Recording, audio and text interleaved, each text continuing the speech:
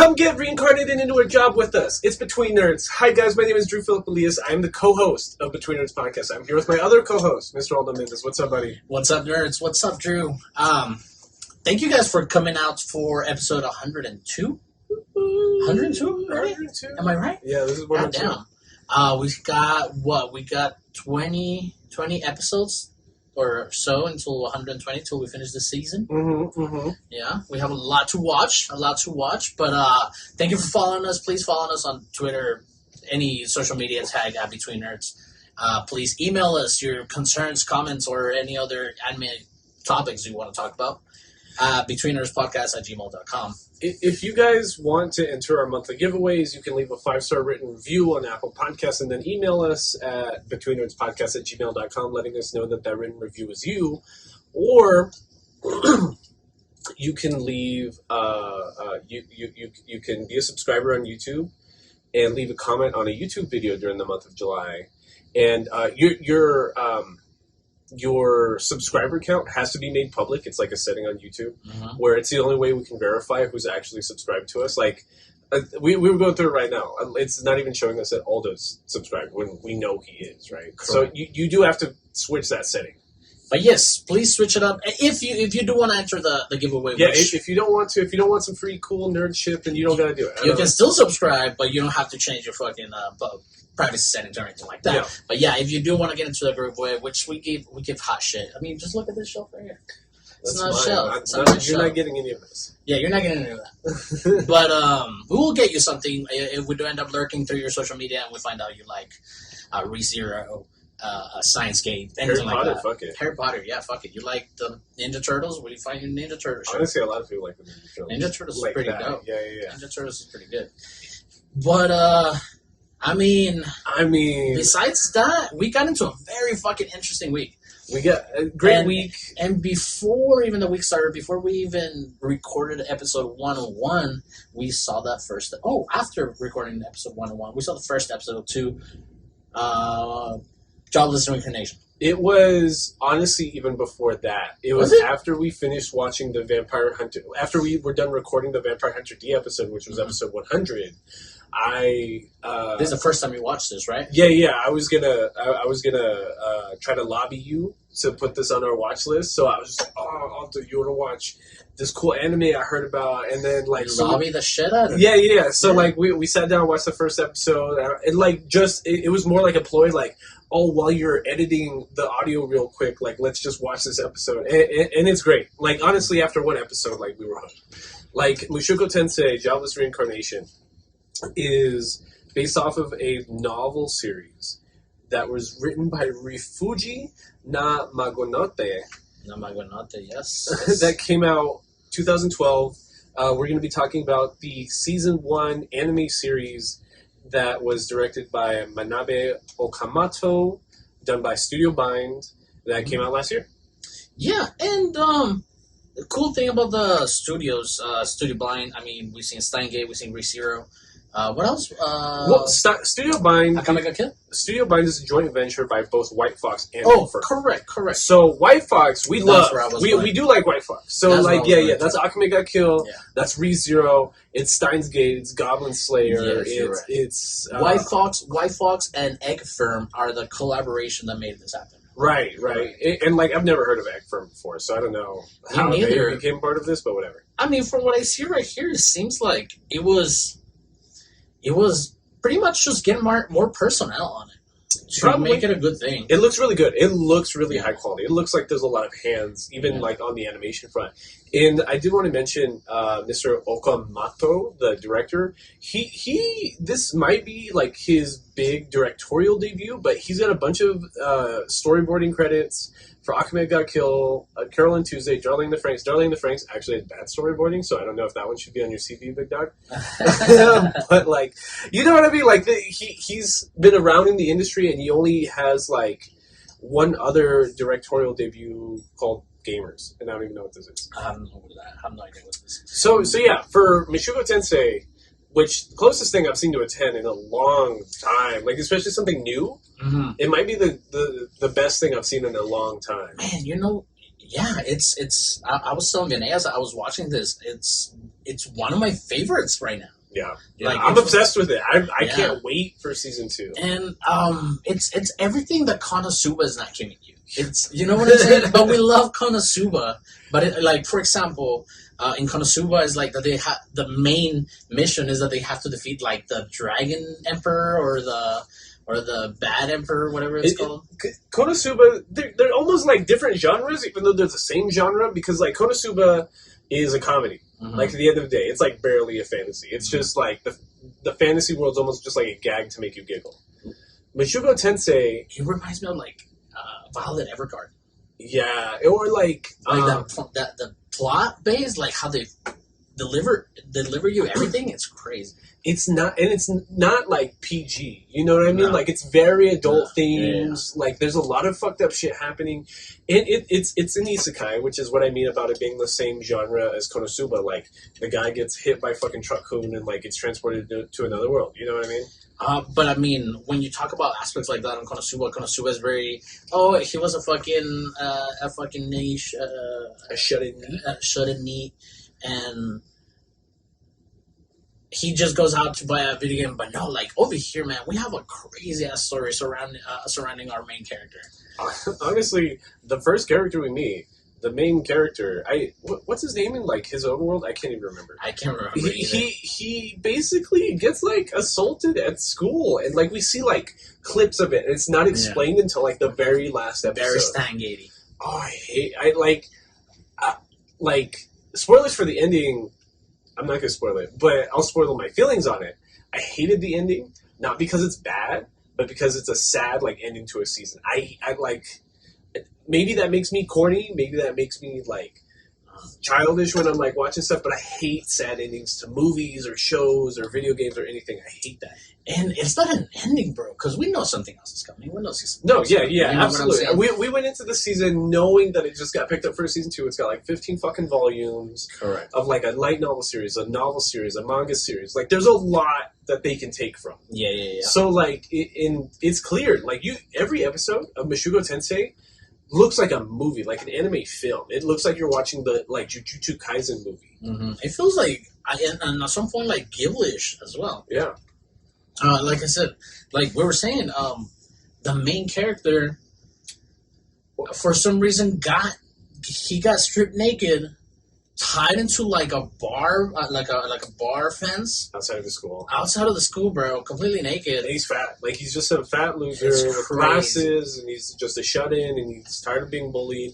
Stands up to the bullies once, and they just like are pelting him with a basketball, and then they're just like, you know, what'd be fucking fun, and then they just tie him to the gated fencing in front of the school and like strip him naked, and like he's chubby, you know what I mean? Probably is already self-conscious, and then they're just like exposing him in front of the whole school, and Wild. basically, after that point, he was a shut-in neat for like 10 years after that. Like he wasn't doing all right. It ruined his life and like his self-esteem to the point that he didn't want to leave his room anymore.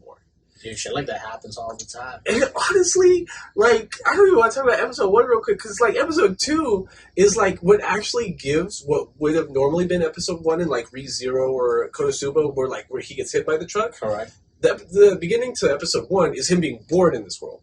Yeah. But then episode 2 actually gives like how he was living. Like he was in this tiny ass studio apartment, like with trash His bags. parents. He was like, he was in at a room with his parents. No, not then. Oh, he no, had been you're kicked right. out of his parents. So You're like right. he's in this tiny ass like studio apartment by himself. There's trash bags everywhere. Probably smell like shit. Mm-hmm. And then Just playing video games. Some yakuza walk in, some dudes in black suits and black sunglasses in the middle of the night, and like black ties on, like mobster style. True. Bust into his apartment. He's naked, and like it looks like he's watching porn or something, and like he's beating. He's beating it. Yeah. And then so they walk in, and like they start beating the shit out of him because I guess he hasn't paid his rent in a while because he doesn't have a fucking job because he's a shut-in neat.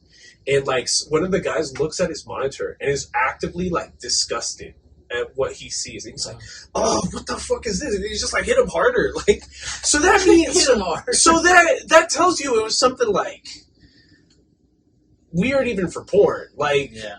you don't know what it is because when he's reincarnated the first few years before he finds like the woman that he thinks he's going to marry. He's kind of like he died a virgin. He died like a 30-year-old virgin. He's super creepy and inappropriate, and like age isn't like there's no boundaries for age when he speaks. So I don't socially, know. Not socially inept. Like socially inept. Also like. I don't know, but like if you let a little kid like watch porn till he's fucking 15, something like that, he's gonna come out a little bit tweaky. That's what I'm saying. So it seems like what he was watching was maybe something not entirely ethical, even by porn standards. And if you don't have nobody to be like, "Hey, dude, that's not good. That's not wrong." Like, you know what I'm saying? Yeah, I got you. So then he gets kicked out into the street. He's feeling sorry for himself. He's a fat loser. He's 30. He doesn't have a job. And that's why it's called Jobless Reincarnation, because he died without ever getting a job. Mm-hmm. And he saves a girl. Yeah, he saves a girl and a couple of guys. Yeah, they're going to get hit by a truck. He sees a really pretty girl, reminds him of the kind of girl he would have had a crush on when he was in high school. This is all subtext. I don't think it actually says any of that, but that's how I interpreted it. Mm-hmm. No, absolutely. Right? And then, so a truck's going to hit them. It's always a truck. Every time it's an isekai, it's always a truck. There's a shitload of them. Except Konosuba. It was just a tractor. And he didn't even die from that. He died from a heart attack. Listen, I'm telling you, we talked about Konosuba, and off mic, I even forgot we were off mic when I told you this, that it's just everything that Konosuba doesn't give you at some point. Or did I say it on mic? I don't even remember. It's because, like, I feel like the best, like, fantasy anime right now is probably Mushoku Tensei. Like... even despite it being an isekai, like I almost wish it was an isekai, but that's a big part of the story arc is that like he learns. It's about redemption. It's about redemption. Yeah, yeah, it is. Which makes it a good drive to the story. Yeah, because I don't see any other way of because even Konosuba, even fucking what's his name, Kazuma, yeah, even Kazuma's still a piece of shit. Like there's no lesson to be learned. It's just like, hey, you can like go to purgatory, or you can be reincarnated. It's like, well, purgatory sounds kind of lame, so I guess I'll be reincarnated. That sounds fine. So, motherfucker gets hit by the truck. He goes in and out of the hospital. He's looking at the lights overhead, like that classic shot of being at the hospital. And he's just in and out, in and out. He finally passes out, but then he wakes up to some more lights. And he's like, holy shit, what, they brought me back to life? He's like, I'm not dead. Hell yeah, I'm not dead. There's not even a limbo part that you're talking about. No, yeah. There's no, hey, you know what, we'll give you a second chance, here you go. Yeah. There's not even that. He wakes up as a baby thinking he's being revived as a 30-year-old It takes him Japanese man. It almost takes him like a couple of years to even realize that like what's going on, because I think what's cool about Mushoku Tensei, the first episode is like huge like time lapse. Right, like I really like how they treat time. Like the storyboarding is really really good. Like there's no lulls like at all, and we're seeing this kid and the tone is up and down, and we're seeing this kid from like newborn to 13 years old in season 1.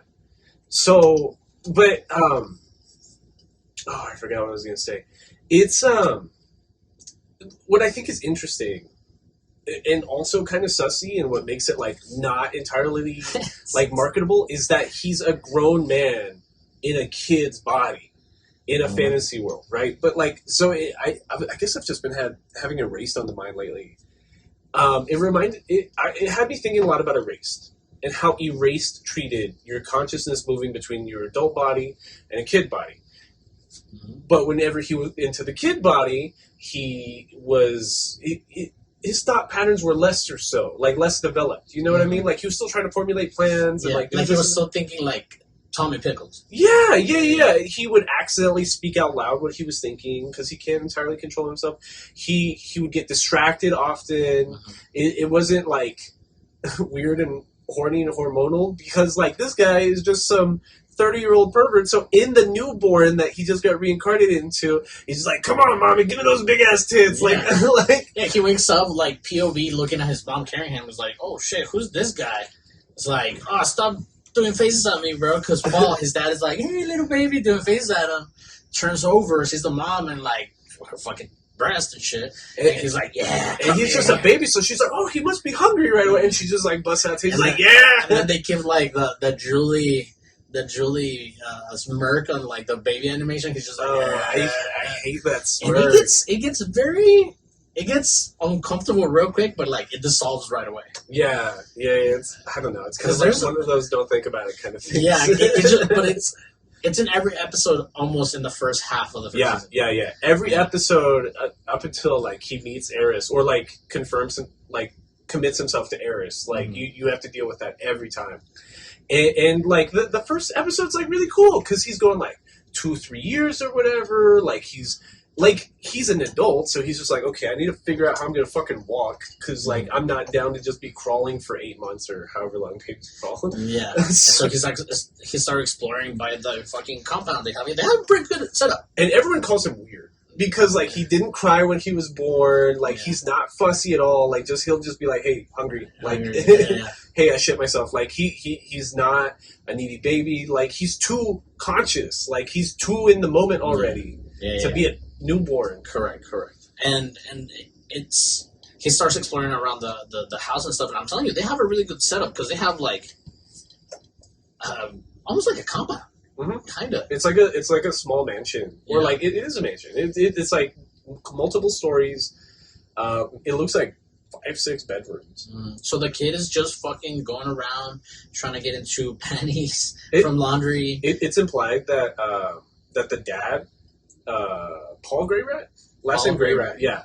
That like, well, we do get confirmation later, but yeah, the Greyrats actually do have money. Like they're part of like he's one of the offshoot branches of like a ruling household, like in like a neighboring land. And about the point that you were bringing up, the storyboarding, the process of this movie, like they treat time very well, and the conversations that Rudius Greatheart as a baby. I like that they just call him Rudy. Yeah, Rudy. I just kept thinking of that fucking reference. But the Mom Warper movie. Yeah, so in his head, he's like, okay, now that I got walking down, it's like, I need to see what's up, what's going on here. He teaches himself to read at like 3 years old. Like, he starts looking through windows. Honestly, can we talk about the animation on the window in episode 1 real quick? Yeah, all the windows are crazy. It's crazy, and you don't think about it until you see it, because like most 2D animations, they might distort it, or they'll just literally be like a slight reflection, and that's how you're supposed to know it's a window or a mirror, right? Mushoku Tensei might be the only thing besides like a Ghibli movie where they're actually showing like refraction and how like the mirror and the window are shaped. Yes, because the window is like a tiled like glass bottle. Glass bottle bottom. Yeah, it looks like the bottom of a glass bottle. It looks like this. But it's like something you'd see in like an old church or like tiled. Some of the houses like that like. My grandma owns like property like closer into the central part of Chihuahua. Like the older like Mexican houses have like kind of like less traditional looking windows, and they're like bubbled glass almost. And like they actually took the time to animate like refraction and like a setting sunset over it, and you're just like, do you know how hard that must have been? There is so good animation. It's so much detail. Like you're just like, dog, I didn't even think about that. How did you think about that? And then so right here, Rudius Greatheart, Rudy, our main character, Hoodrat? Hoodrat. Rudy Hoodrat is looking through a window. He's like, wait, this must be Europe. It looks so nice. It's so country. My parents are white. Yeah, so he's confused. He's confused because the setting, it's in a medieval kind of setting. Yeah, he's just like, how poor is this country? Why are they dressed like it's the 1500s? Like, what time? It's like, he was debating whether he was in a different time instead of a different world at the beginning, so he thought it was Europe, and then he fucking slips off the bank of whatever he was stepping on, and hits his head or something. Yeah, right? like the back of his head. And he's just like, one. Yeah. Right? So that's a big deal. Like your 1-year-old just hit his fucking head on the floor. Yeah. And then mom is a mage, so she's just like starts chanting the heal incarnation or whatever. And we get a good animation. Yeah. Even though I hated that it was little crosses, but it makes sense. It makes sense. You For know? a healing class, like healing spells, Yeah, but she puts her hand on her and then starts doing the casting, and it looks fucking crazy. And he's just like, oh. He kind of sees it too, because there's like birds in the background of the mirror. They look like little dragons almost. Like weasels almost. Yeah, like bats with wings. Like rats with wings. Like it's too fantasy looking. He's just like, what kind of bird is that? And then that's when he falls. And and it's like, that's the end of like episode 1. That's when you're just like, what? Like, because like, it's hard to do it justice, but like even the color palette alone, like it's clear they just really sat there, because even if I'm trying to catch up on the most recent season of My Hero Academia, I love My Hero Academia, right? Like, I've got like 3 figures right back here, and like I read the manga week to week. The anime I cannot catch up on because it's so fucking ugly right now. Everything is the same bland color palette. Nothing pops out. Nothing catches the eye. Mushoku Tensei has really dark outlines over everything. Like, it's anime, so there's characters with just like green and red hair, of course, right? But like you could tell it pops out on the screen. Like the lighting is always like very fluid and dynamic. They take the time to really draw shadows, and it's a lot. Like it's a lot. Like it's really really cool. Even in throwaway scenes. Yeah. Because actually, I don't even think they have throwaway scenes. Nope. You know? Because even like a lot of animes that are animated well will have like weird transition scenes, like JoJo's even. You know what I mean? Or, like shitty animation here, and then we'll use good animation over here. Like, it just stays constantly the entire time. That's what I mean. It looks like you're watching an anime film. Mm-hmm. It really feels like you just have that film budget all the way through. Mm-hmm. And it doesn't falter, like, at all. Oh, and we forgot to mention, he also saw Paul training with his sword outside. Yeah. Paul is badass. Paul's annoying. Paul is like my least favorite character. So yeah, like Paul, the dad, like they're all blonde, right? So the gray rats are all blonde. Paul's got like a little rat tail, gray rat, and like he doesn't have a job because like he's like the cousin of the nobility, and all he does is shirtless in his front yard all day, just practicing the sword. But presumed to be a great warrior that is retired. That you get that shock moment from Rudy the first time he sees his dad. He's just like, "What's Paul doing?" And then he's like watching. He's like he's good. What the fuck? But then like, and not only that, but when because we also get not in context, but we also get the idea that the mom is a very good mage. Mm-hmm. Like, I assume they're being retired. They went to the country to have a baby. Yeah. Yeah. But, like, that's what I'm saying. Like, Paul is not that much of a loser. Yeah, he makes dumbass decisions, and he's annoying as that character, but he's a legit warrior badass. Yes. Yeah, like they are. Yeah, exactly. And they have a maid. I don't know if I brought that part up. So when Aldo was talking about, like, he steals panties, he's always stealing the maid's panties. And, like, she's got, like, red burgundy-ish hair, and she's always wearing, like, a black, like, maid dress outfit. And, like, a white apron, a maid outfit, yeah. And she hates Rudy. She, especially when he's a child, she cannot stand him because she's creeped out by him. She brings it up later, and she's just like, dude, like, you didn't act like a kid. You didn't cry. You didn't beg. You were always trying to walk around, like, immediately. You taught yourself to read at 3 years old. Like, you were the weirdest fucking kid I've ever met in my life. Like, you're looking always at the right time. Why is that so? Yeah, like, she calls him, like, a pervert at 5 years old. She's like, I don't know. Yeah. Look, I think he was, like, 2 or 3. Something, like... Because the mom goes get it in the laundry room, I think. And he's like, I don't know about your son, miss. He's like, I think he's just looking at me. He's like, come on, it's just a baby. Yeah. What do you mean? And then the nurse is like, But it's hilarious to see this baby grown man dumbass horny jokes. It is funny. That's what it is. And it calms down a lot. Like, that's how it, like, fluffs up the adventure story before there's actually any adventure, because he's a literal fucking child, right? Mm. Because, like, even by episode 3, that's when he teaches himself how to read. Like what your mom's talking, what you're talking about his mom, is that, like, he finds a trunk in an empty room that's just full of spell books. Yeah. And, like, he doesn't know how to read. Not even this language. Like, it's not even Japanese. Like, so it's clear that, like, if it was Japanese, he'd be able to read it, because, like, somehow he's got that comprehension skill. Correct. But, like... It's just this weird-ass fucking language. It's this weird-ass script, and, like, he just starts reading it, and he's just like, hey, are these fucking spells? Incantation, what does that mean? Just recites an incantation, and, like, accidentally, like, makes a... He splashes water on himself. And again, another example, and I'm not going to bring up every example they use to mention how good they do in, like, that time span. He does find a book. He's like, fuck, I can't read. And then there's a time lapse of, like, him just being a regular kid with his parents. Like, oh, they're reading him a story before bed. Yeah. And shit like that. And that's how he starts getting... It's like, hey, Paul and my mom, I can't remember her name, have been... Zenith have been reading to me, so I can kind of, like, read this now. And then it was when he was 2 years old that he was like, I can read that shit. and he says it, and then he makes a little splash. Well, there's a little joke right there because he gets the water all over his pants and just like freaks out and makes a loud sound, and there's a thud. So like all the 3 adults in the house run to him. Rudius, what's going on? And it looks like he pissed himself. And the explanation to how an RPG would work, and almost like as good as Steingates explains their bullshit science. He starts going as he's practicing. He's like, the reason he passed out, it was because he used too much strength to make that. Oh, you're right. To make magic, he passes out, and the ball that he made of water falls on his shorts. Oh, you're right. He's like, whoa! I think I passed out from doing that too much. He blacks out from. Yeah. They call it mana in this one. Like I think he says a joke. So it's my MP, my magic points, my mana. Yeah.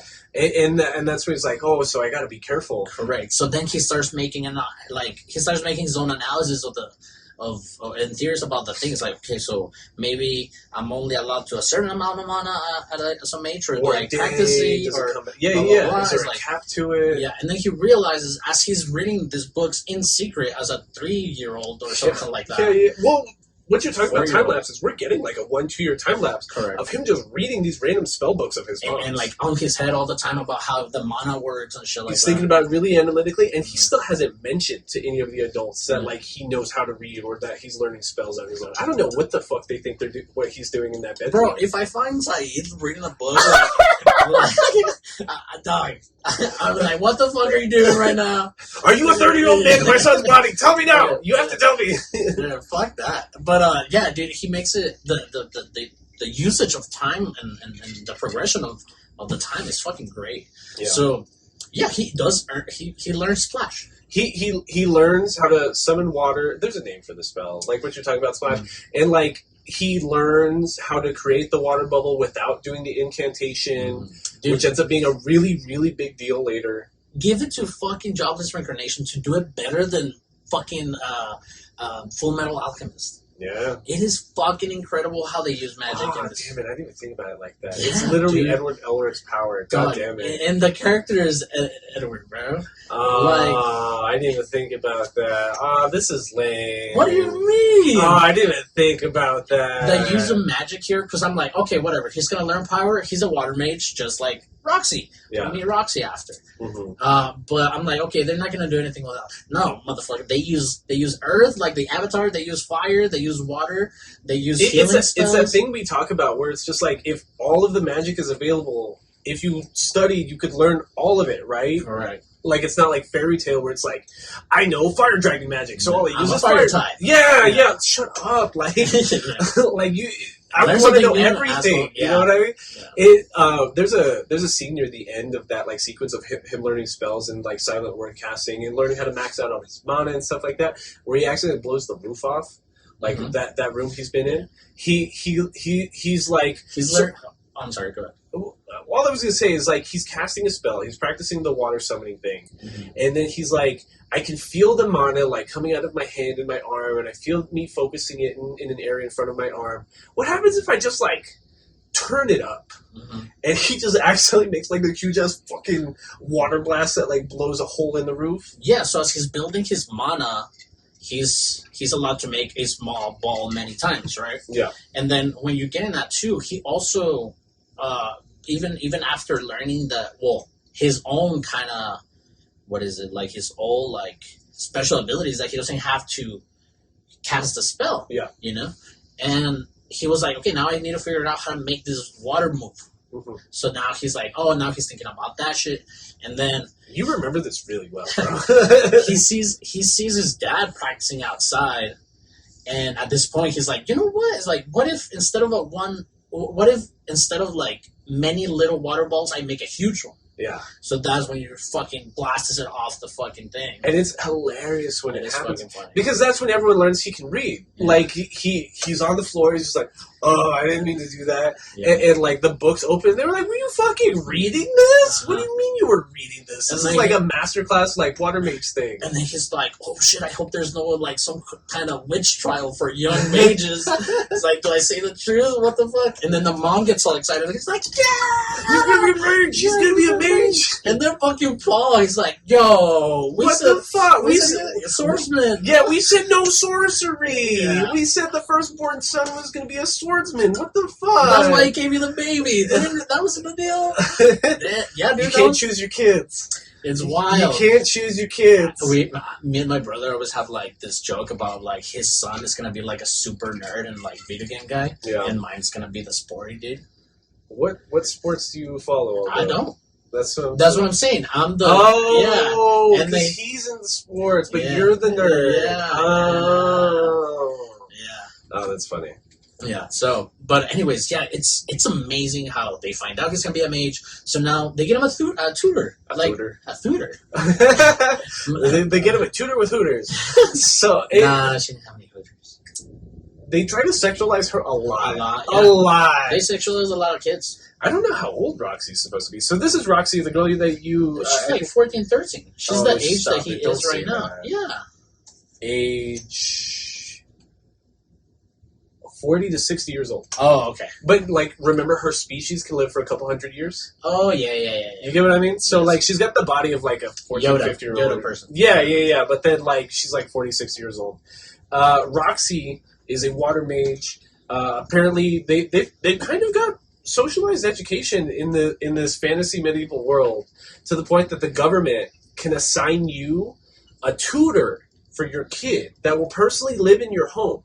If you can, like, feed them and clothe them or give them whatever they need, and they'll get a free education if you have a kid with an aptitude for it, brother. And this is where it reminded me of, I don't know if you've seen it. It's the new Netflix film, Sea Beast. No, it's an animated film, bro. It's very well animated. It's about pirates and sea beasts, and it's about like unlearning government propaganda and overthrowing, like, dude, it's right up your alley. I think you will fucking like it. And this is where it started to make me think about that, because that show itself, Jobless Reincarnation, brings up a lot of adult all the time subjects all the time, because like it happened. Honestly, there's a scene. So Roxy right away like kind of puts him to the test, and just immediately like is just kind of like do it. Dumbass doesn't know the incantations. He doesn't, and that's what I was gonna get to. She's just like takes him to the yard as soon as he gets there, and she's like, "Okay, I heard you're doing some water magic. Cast your spell." And like in his head, he's like, "Am I supposed to do the incantation? I don't actually know the whole thing." So he half-asses it, does like a really solid spell, and she's like, "That wasn't the right incantation. What did you just say? You just cut that in half? Yeah, what did you just do?" And he's like, is this a big deal? And again, like, that thought process starts going on, like, am I in trouble? Like, am I too good at this? And then, like, that night, she's talking to his parents, and she's like, I think he's doing silent incantation. He's doing wordless incantation. That's not a thing. Mm-hmm. And the reason I mentioned Full Metal Alchemist is because when that's Edward Elric power. When he stumbles onto the book, he says there's magic circles that you draw and spells that you can cast. And I was like, that's right away trigger fucking Full Metal Alchemist. It never crossed my mind at all. Yeah. Never did. But yeah, a lot of the symbols look a lot like Full Metal Alchemist. It looks like they're stealing from the they had a name for the seal in Full Metal Alchemist. Yeah, you're right. Caesar? No. I can't remember what it's called, but you know what I'm talking about.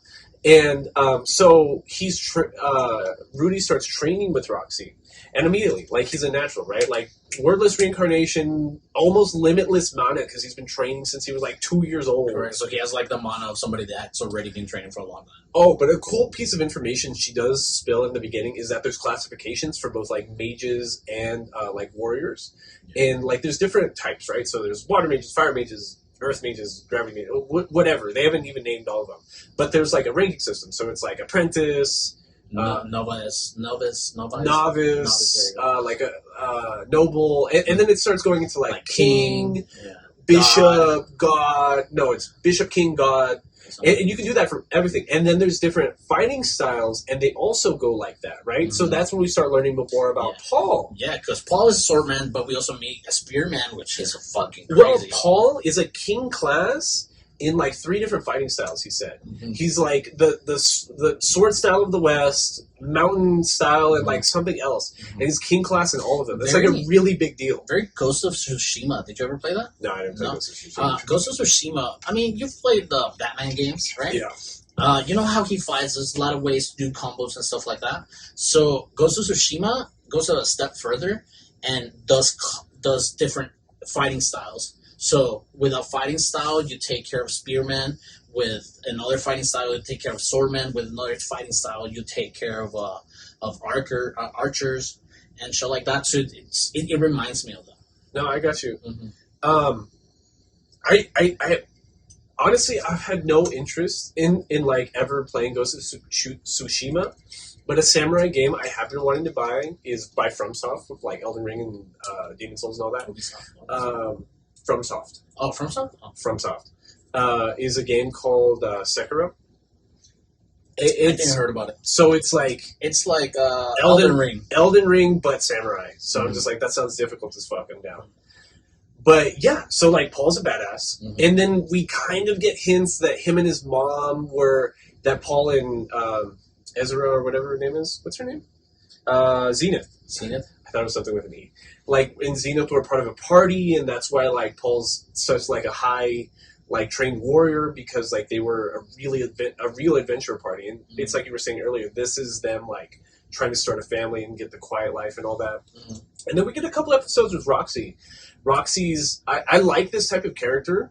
Like if you've seen any anime, you know this character. Girl, like kind of bland personality, but like easily impressed, kind of a little bit of a nihilist. Ruka. Yeah. Like all those kinds of girls. But she is like really impressed with Rudy, and she really like helps raise him for a couple of years. And not only that, well, I just wanted to say that here again we get some weird fucking horny moments where Rudy's listening to his parents bone. Yeah, it's just like he hears them a bunch. They're just going at it all the time. And when I was talking about a lot of like adult like subjects and undertones, like Rudy now with Roxy leaving the house, he hears his parents, do the thing, banging and shit. And he's like, you know what? I'm just gonna take a little peek and be like, that fucking dog. I've never been so weird and horny that I was like, I'm gonna walk in on my parents. Yeah. What are you talking about? That is the most insane thing I've ever heard. But then he goes out on the hall and sees Roxy just fucking flicking the bean like Mean Joe Green. She beating her meat. she beating her meat. Like, and I don't know if that's ever happened to me either. I don't think I've ever like heard somebody fucking from a different room and be like, yeah, this is what I'm gonna get off to. This is it. This is like, that's never happened. No. But I want you. The interesting part about this scene isn't the story, the context of what's happening, but it's more like the directing style.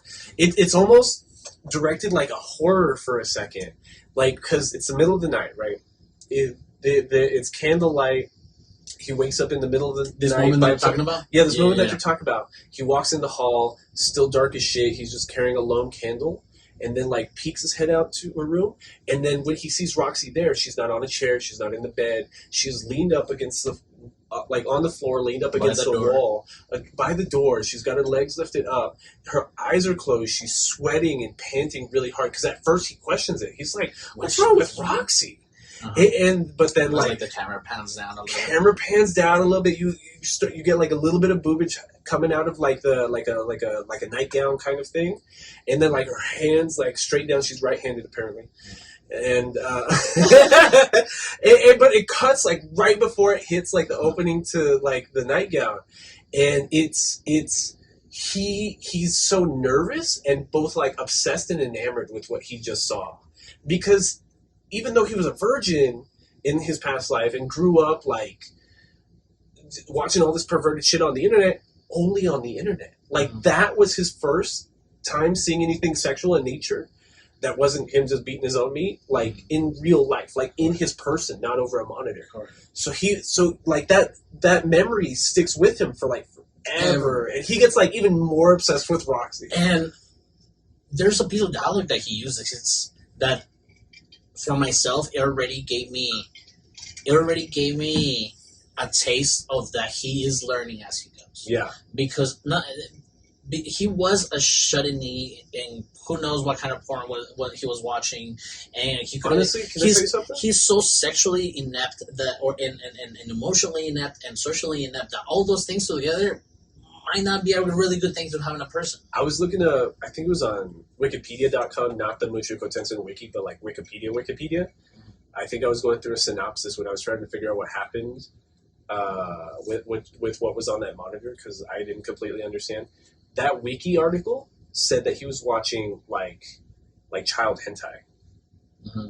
And that's why he was so disgusted. That's why like that mobster was so disgusted, and they beat the shit out of him even harder. They're like, dude, he's fucked up. Mm-hmm. So like this guy is not like a hero in his past life. He's a bad dude. Like that's terrible. Yeah, like the thing, it almost makes you not feel bad for the dude. No. Yeah. So the piece of dialogue that I'm telling you about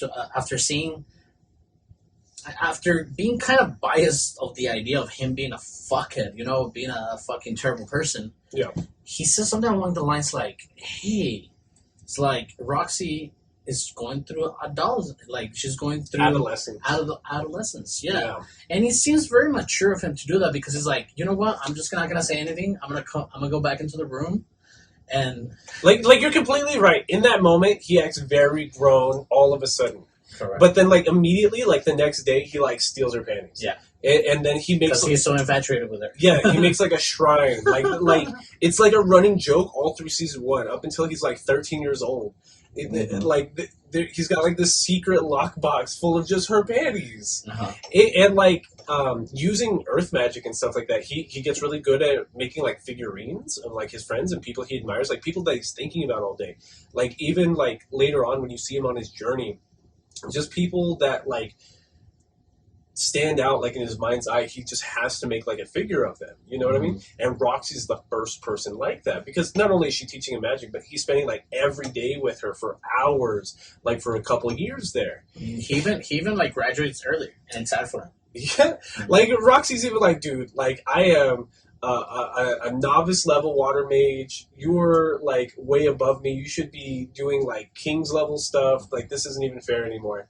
But the figure he makes is like very detailed, but of course it's him and he's a pervert, so he like models in like a short skirt and like he shortens up the skirt dress she already wears. Detachable dress, and like makes like panties for her on the figure and like all that stuff, and like he's just a weird fucking dude. Mm-hmm. Like, he's just the weirdest guy. But what Roxy does tell his family, though, it's really sweet. So, like, part of graduating from apprenticeship is your sensei, your teacher, makes you like a wand, right? Like an intro level wand. It's like he gets like this short, like foot long, like little wand. It's got this little gem on the end, and that's it. But she's sad because like she thinks it's. She's almost feeling sorry for herself that like a kid is going to be able to surpass her soon. Mm-hmm. She's being very hard on herself. She is being really hard. And Roxy's my dog's chewing a bone. It's distracting me. Rudy even says something to the effect like, "No, dude, if it was anybody else, you'd be like a stupendous teacher. It's not your fault that I'm just great." Mm-hmm. And she suggests to his parents that he go enter a magic academy. Can you plug that in real quick?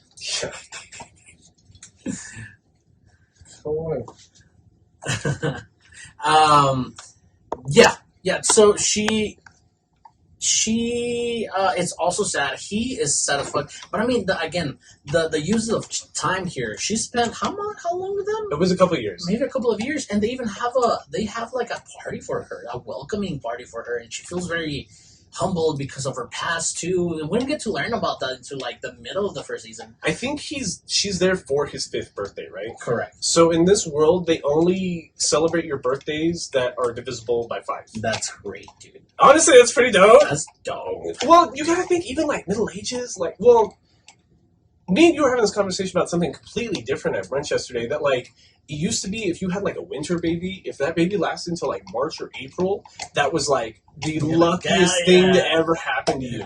No dysentery. Yeah, exactly. They didn't just randomly die from dysentery on a random February night. Like, that's insane. But like in this world, it's full of beasts and magic and dragons. Like, if you make it a year every 5 years, yeah, a year's not a big deal. You got to be making it every 5 years for us to celebrate about it. Yeah. That kind of makes sense. Yeah. It kind of makes sense. He died on his 3rd year of his 40th birthday. Would that be it? What? Like, if you're going by I don't know. They still call you by your actual age, but they'll only celebrate. So, like, his first birthday party is his 5th birthday. And that's where Roxy, like, graduates him. It's just like, I'm going to get out of here. Like, you already know more than I could possibly teach you. And then it's immediately from there that we get, like, the real spice starts hitting us with Mr. Paul. Yeah. And the maid. Again, super, like, adult, like, tones here. Like, super, like, novella type shit, dude. Because Paul has been swinging dick all around the house. We already knew he was swinging dick at his wife, which is fine. Yeah, it's okay. That's fine. That's all right. It's a little weird that you're, like, being really loud with guests in the house, but I guess I get it. It's your house. Yeah, I get it. Like, I get it. Okay. But just coming down in the morning, like, you guys heard that last night? Yeah, son, 4 years old. trying to make you a sister, which is exactly what happened. So Zenith gets pregnant. They're super excited, and like Paul even says something weird right here. He's just like, dog, we've been trying He's telling Rudius this. He's like, we've been trying nonstop since you were born. Just nailing your mom. Just nail it every night, all the time. But it's wild because the first time we tried, we had you. So it's weird that it's taking us 5 years to get the second one. Mm-hmm. So she is pregnant, but then like the same episode, but in time, like maybe like a week or 2 later, guess who's puking in the morning? The maid, Lilia, is puking. And I think Rudy's is the first one that sees her. She's like, you all right? Do I get you anything? What's going on? Let me go get my mom. She can do healing magic on you. And she's like, no. Do not go get Zenith. Do not get your mother. Do not get Zenith right now. And it comes out where Lilia has to talk to Zenith and Paul, and she's like, so like I'm pregnant and I gotta go back to my village because it's almost winter. Like we're just talking about, like you can't be raising a kid in the fucking snow. Mm-hmm. So I need to try to truck it before like something bad happens. I need to be able to get back home to my family. Zenith is the level-headed one, even though she's seething with rage, like head down, in her hands, in her fists, like she's about to blow the roof off. She's a maid. She's about to blow the roof off this whole house. Paul's not saying anything. He's so ashamed. And he, I mean, and you're right. Like, she's so level-headed. And it's weird. If that was my mom, she would start hitting people. Correct. So if that was my mom, she would start rolling heads. If it was anybody, but like the world that you're in, it just totally makes sense that would happen. Yeah. You know what I'm saying? Because even though Paul did a shitty thing, like Zenith, it's completely level-headed. She's like, no, you're not going anywhere. No, they're in talks of kicking her out. Yeah. But then Rudy is like, yo, I cannot let them walk in the fucking winter outside to get to the village. So who knows where the fuck it is. So his logic is, we hear it in his inner monologue because we're the audience, that he's having the conversation with himself being like, I can't let her try to travel while pregnant. She's probably not even going to make it before the first snow. I need to make her seem like a victim. And that Paul's the aggressor here, and he did something bad. Fucking Paul got me too'd. He did, but like he deserved it. He deserved it because like Rudius tells a lie to Zenith. Like with Zenith and Lily at the table, he's like, "Oh, but Dad, didn't you force yourself on Lilia? I heard her saying, no, I don't want this. Get away from me, Paul." And that's a complete lie. Like, and even Paul is livid, too. Even Lilia in her head, she's like, that's a fucking lie. Because she seduced him. The maid seduced Paul. Yeah. And with all the context, fucking Paul is a piece of shit. And it's funny because Zenith being enraged, Paul tries to say something. She's like, shut the fuck up. And it's hilarious how they treat Paul. Something? Yeah, she treats Paul like shit for like who knows how long. But like when he tries speaking right there to retort what Rudy's saying, I think she almost throws something. There's at least 3 times where he tries to say something throughout like a time lapse. And he's like, shut the fuck up. He's like, you don't get to say anything. You're not part of this conversation right now. And like, honestly, the Lilia thing, she did seduce him because he's a great warrior. She always saw him training. She heard him laying down pipe all the time. That's such like a dude fucking logic that I'm not even sure women think like that. No, like honestly, dog, like if something happened and like the roof fell off this building and like I'm spending the night at your house just because I need a couch, right? Mm-hmm. If I heard you laying down pipe, I would not be like, oh, Aldo's getting it in there. This is like the hottest thing I've ever heard. I'd be like, I'm just gonna shut up, my own business. This is gross. Like, I don't know what's with everybody that's in this house. Hearing Paul lay pipe just gets them all wet, even if it's Rudy. Like, it's such a weird dynamic. It's the weirdest situation I've ever heard. It's fucking wild, and it's a trope in fucking porn too. Like that's not a thing though. Like, I know exactly. It's like the pizza delivery guy. It's like you know what I'm saying. It's so. I walked in on step bro masturbating. It gets so porno tropey. Yeah. But and that tells you a lot about the mangaka more than anything, which is why I brought it up. He sounds like a shut-in loser virgin. He's like, this is what girls like. Yeah, this is like everyone loves to hear other people fucking in the house. Yeah, and so we have two sisters on the way. Yeah, Paul is on the doghouse. In the doghouse. But honestly, right about here, since the mage teacher, since Roxy already left, Paul has been teaching Rudius hand-to-hand combat. And because Rudius is so used to spellcasting, he's kind of too in his head. He's not as reactive as he's supposed to be with swordplay. They spar the next day. Paul beats the shit out of him. Like, they've got wooden swords and stuff, don't get me wrong. But, like, he's a full-grown adult, a masterclass swordsman, and just, like, beating him over the fucking head. You see him gut check him with the wooden sword, and he's just, like... And it's greatly animated, because it's Mushoku Tensei. So you see him, like, grabbing his gut, and, like, the spit coming out, and his eyes are almost bulging. Like, it's like when you can't even catch your breath, you've been hit in the stomach so hard. He's getting cracked in the head with a wooden dog. Like, it looks like he broke one of his ribs, and you're just like, oh, he's five. Every single fighting, whether it's mellow or not, it is amazing. It's great. It is fun. And honestly, Mushoku Tensei is one of those that, like, even if they know you've had, like, a couple episodes without action, they'll just give you a random, like, really well-animated sparring scene. It's like a reward. You know what I mean? Just like, absolutely. We know you like this. Thank you for sticking around. We're just going to animate the shit out of a spar session real quick. And is it at this point where we meet Synth? Yeah, right about now. So it's the spring of the next year, the winter passed, the baby girls are born, or no, maybe after, the girls are still pregnant, something. It's in this weird in-between time. Rudius... Roxy had warned Rudy about a type of... a race of people. A race of demons, she said. Yeah. She said a race of demon... I can't remember. The Superbs. The Superb. With a D. The D? Superb? Or Superb. Oh, Superb. Superbs, they're basically humanoid demons is how she described it. They've got green hair and a gem in their forehead. If you ever see one, just turn around and... Oh, we didn't even describe the very last scene with Roxy before she takes off. His test, his graduating exam, was he had to go out into the field and do, like, his best water spell. Because he's basically, like, a king class mage. Like, he's, like, third, second from the top. It's crazy. So, like, Roxy takes him out into the field, and it's a big thing because he's never left the premises. Even in his past life. Like, he didn't. It's a big deal. Even in his past life, he didn't leave the house for like 15 years. It's one of the milestones that goes. Right. So it's him growing. It's that adult thing. He even tries like working with it. He's like, can we just do the test in the yard? Like, I'll shoot water at the garden if you want me to.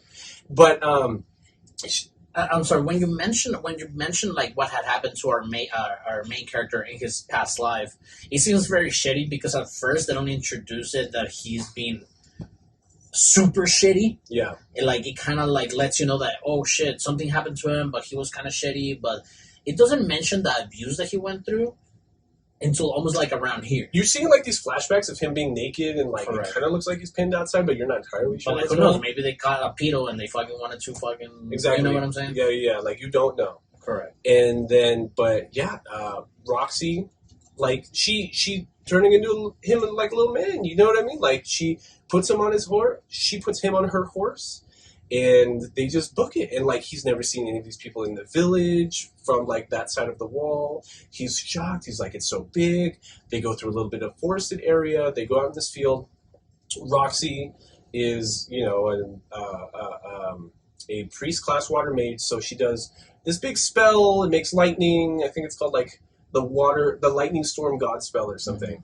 And she makes a small weather system. It strikes her sword. Her horse. So it makes this lightning strike and it hits her fucking horse because she's not entirely really good mage herself. Like she just knows clumsy. She's clumsy. Yeah. So like she accidentally hits her own horse. And then she knows Rudius is like really, really strong, has a bunch of mana. So she makes like a little earth wall between her and her horse, and she's like, "Okay, Rudius, go use your little your apprentice wand that I gave you, and go do your best." He again only incantates like half of it, and makes a fucking typhoon in the middle of the summer, like in the middle of a field, in the middle of nowhere, and it's insane, like how it's animated. It's so much Sakuga spellcasting, like the wind, the storm, and like this giant thunderbolt. And like the spellcasting is not him like waving his hands or anything like that. He just like has it up, and he just starts. As he starts talking, and the spell is almost done, you can start seeing like the weather, like. And he's very fucking good at it. I like the directing, like in a lot of these scenes, because like if it's a really like tight spell, the frame will just be like his eyes or from like his mouth up, right? So you're just getting like a close up of his face, and you're seeing him close his eyes and focus and speak. It really feels like you're watching a mage, right? Like you're watching somebody gather their mana and actually cast, and that's what wakes him up from being a shut-in knee. Like, that's what breaks him out of it. He makes this ginormous storm. It's hugely powerful. Even Roxy's being knocked around, and it dissipates immediately. He makes this giant, beautiful rainbow. He's looking at the sunset, and he's just like, wow. Like, I'm outside the house right now, bro. Like, the 5 years here, the 10, 15 years of my past life, I haven't been out of the house in, like, 20, 25 years. This is insane for me. And I did it. I did it. And then that's when he starts like wandering the village and stuff, and that's where we get the scene you're talking about. Roxy mentioned to stay away from the Superbirds because they eat kids. It's an old wives' tale to scare kids and stuff like that. Very racist. Super racist. Stay away from Aldo Mendez. He's gonna eat your children or something. I might eat them. But he sees some kids throwing mud balls at somebody with green hair and like a hood over their face. And he's pretty good mage at this point. He just blasts them with water real quick. He's like, get out of here, you stupid kids. It looks good. Yeah, it does. It looks fun. He doesn't hurt them all that bad, like a little bit. Like one of them got a black eye for being a pussy, but that's it. A little stinger. It was his fault. Because, like, Rudy tells him to fuck off, and he tries standing up to him. So then Rudy has to put his ass down. Gets this kid full of mud. He thinks that he's a dude. His name's Simph. It's not Sif yet. Sif. Yeah, Sylphie. Sylphie, but Sylphie. I'm missing the L. That's why I was getting confused. But Sylphie. he introduced himself as Sylph. Sylphie or Sylph. Yeah, it was Sylph. Okay, so that's why he doesn't know. He's like, he's like Sylphie. This is Rudy's first friend. Yeah. And as soon as Rudy takes the hood off him, he's like, "Wow, this dude's gorgeous. What do you mean? He's gonna be such a looker when he grows up. He's gonna be like knocking all the ladies dead. Rudy's original plan for making friends with Sylph is that he's such a looker, Sylph is, that if he becomes his best friend, then he can like leech off the leftover ladies. Yeah, trickle down pussy. Rudy is just like such a piece of shit, you know what I mean? You watch Blue Mountain State, right? Yes, I've seen Blue Mountain State. But like, it's exactly what it is. But after like a few weeks or a few months, we're not sure of the time frame. When time's kind of moves quickly sometimes, is they're gonna take a bath together because they were playing outside. And wet or some shit. Yeah, and Rudy, he's just like a dude, especially in Japanese culture, you know what I mean? Like just stripped down, bathhousing, a bunch of dudes taking a bath together, whatever. And he just like forcibly tries undressing Sylph. And it turned into like, dude, if you don't do that, you're gonna get sick. It's like, come on, it's like, stop being You're all wet, you're gonna get cold, stop being weird. He wasn't even being weird. It's just a couple dudes taking a bath. Like, what's the fucking issue, dog? And Sylph is like, hey, yo, wait, no. Yeah, it's like a full 5 minutes of like Sylph saying no and him like grabbing at his pants. And then he's like, okay. And then, bam, pants her. Sylvie! And there's a vagina, and she gets a shit slapped out of him. But you can see terror on Rudy's face. And she screams so fucking loud. So again, all the adults in the house wakes up the little girls. Like, what happened, Rudy? What happened? He got the shit slapped out of him. He's just like, Dad, I think I fucked up. Like, bad. Like before you say anything, I didn't mean it like that. But, and like, this is like the first hard lesson. I think the language Paul uses is like, if I teach you one thing, because he's like, ugh, this is the one thing I need to teach you. That's like what you do not do. Do not be assaulting women. That's like the one thing I'm going to teach you right now. It's like, get women, but don't assault women. Yeah. Get all the consent you want, little boy. Like what as much consent as you can get, it's all yours. But and I mean, now as a dad, this fucking moment for me, at least in the anime, it's very important because he does sit down. He's like, you do understand why she's feels like that, right? Yeah, he's like, oh, I know. Yeah, exactly. And even a couple of days go by, and Sylvie has just shown up. Well, it's Rudy that feels weird at first. Yeah. He doesn't want to go find her. He doesn't want to like go like hang out because he feels guilty. He feels bad, which is probably a good reaction. It's a good reaction to have. Yeah. And she just like tells him outside his house, like, dude, like, you're sorry. You didn't mean anything by it. I miss my friend. Can we just go back to the way it was? And he's like, okay, fine. And then he finds out that, like, she is, like, part elf or something like that, because she's got elfy ears and green hair. So, like, there's a lot of people with colored hair, but they treat, like, the fantastical colors as, like, actual magical creatures. Like, Lilia has, like, a burgundy-ish hair. Like, there's people with hair so brown it's almost a red. You know what I mean? That's not out of the realm of possibility. So, like, Sylphie is a minority. So, again, they're treating adult concepts through this fantasy setting, which that's like a concept in Lord of the fucking Rings. It's not, like, an original concept that different fantasy groups and races are racist towards each other. That's not a new concept. Yeah. But like it is here. It's a big part of it. And like her family's poor. They're like refugees is how they make them sound. Like they came from the demon continent and are here to try to seek a better life. So they're kind of poor. Sylphie starts learning magic from Rudy's. He ends up being a really good teacher because he's a really, really badass mage. So he's pretty good at like coaching people on how to like regulate mana and stuff like that and how to cast spells to the point that Sylphie almost learns wordless incantation on her own, which like when Rudius does it, it's like a really, really big fucking deal. Mm-hmm. So like she almost gets there just from hanging out with Rudius.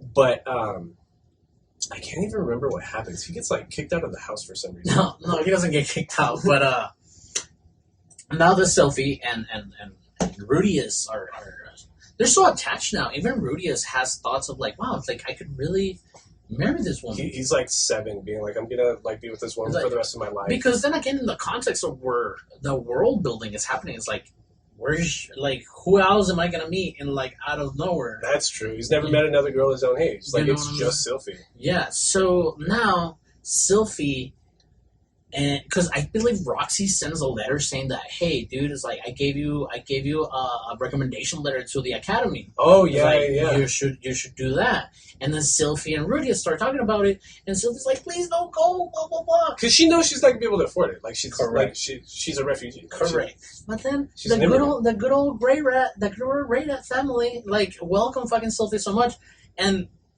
fucking Rudius talks to his parents about it. He's like, yo, listen, dog. He's like, I have 2 daughters. He's talking to Paul. Yeah.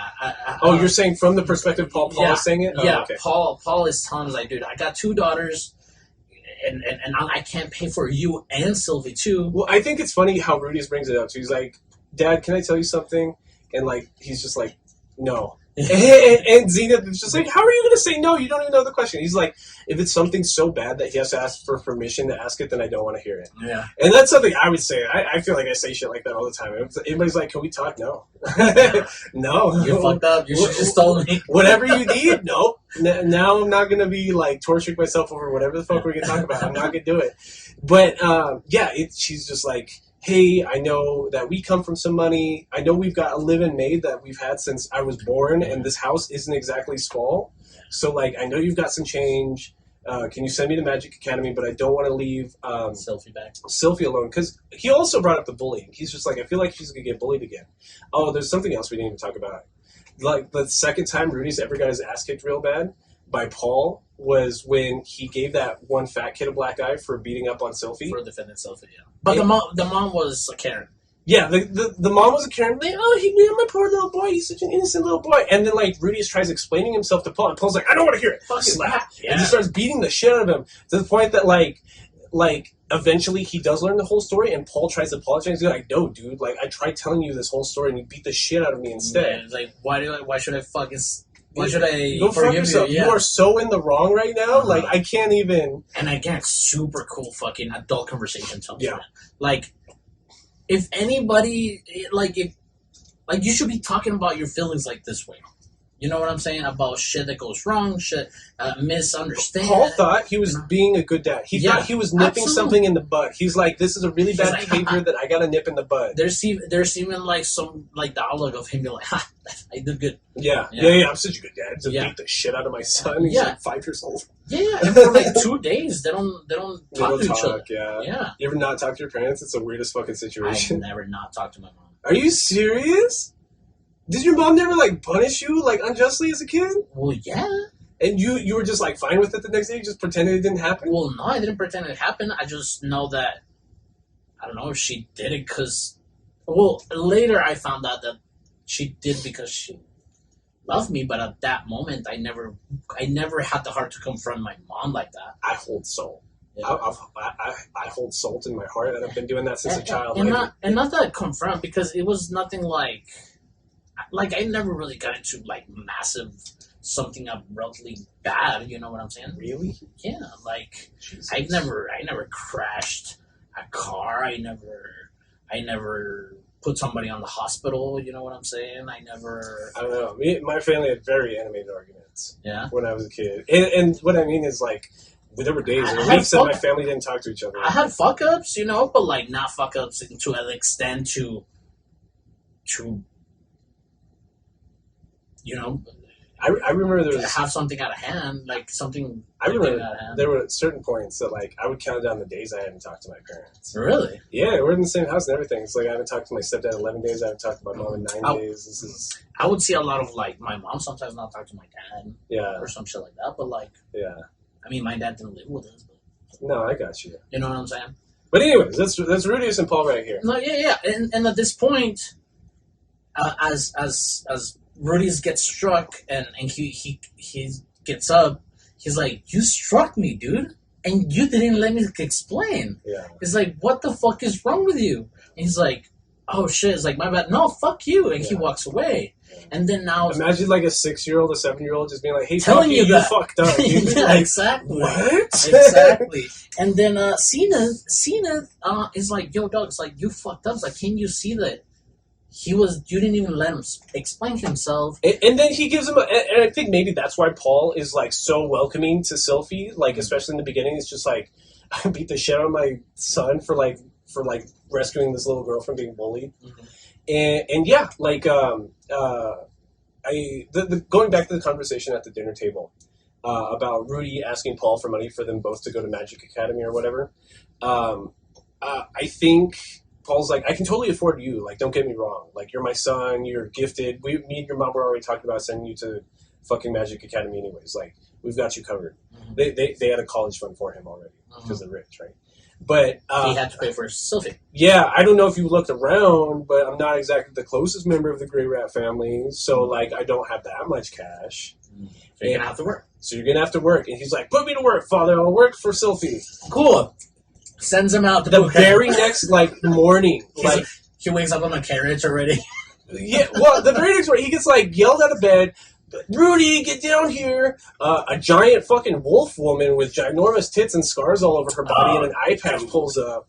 She looks like a pirate. She's like a furry pirate. Yeah, she does look like a pirate. Good point.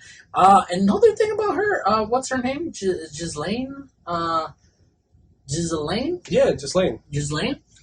Great fucking character. Love her. Beast people in this world? Yes. Completely greatly animated. Yes.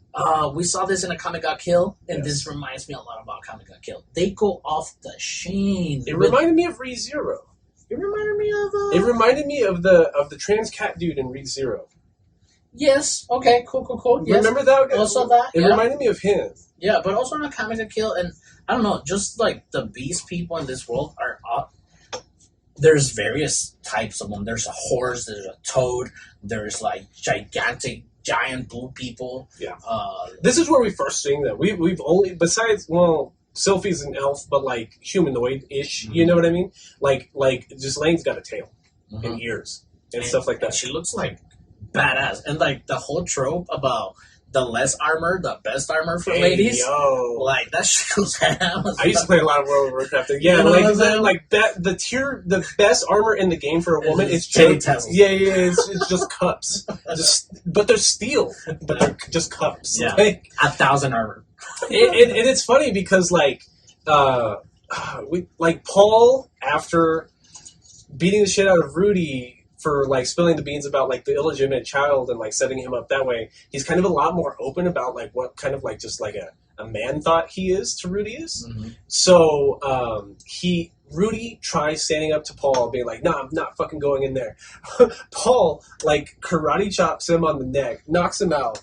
He wakes up on the carriage, like what you were talking about, and Jelane's there, and she's huge. She looks like she's like 6'8" or some shit. Like she's a big fox, a big wolf woman, and like she's like, "Here, read this note. Paul gave it to me, but read it out loud because I can't read." Yeah, I can't read your language. But in Paul, like, being open about his man-thoughtiness with his son, he's just like, "Hey, you're gonna go work the job with my cousin, and you're gonna go train his daughter in magic since you're so good at it with Sylphie. Oh, and don't fucking touch Jelane. That's my wolf woman." Yeah, he was like, "By the way, this hot girl is like, yeah, we respect."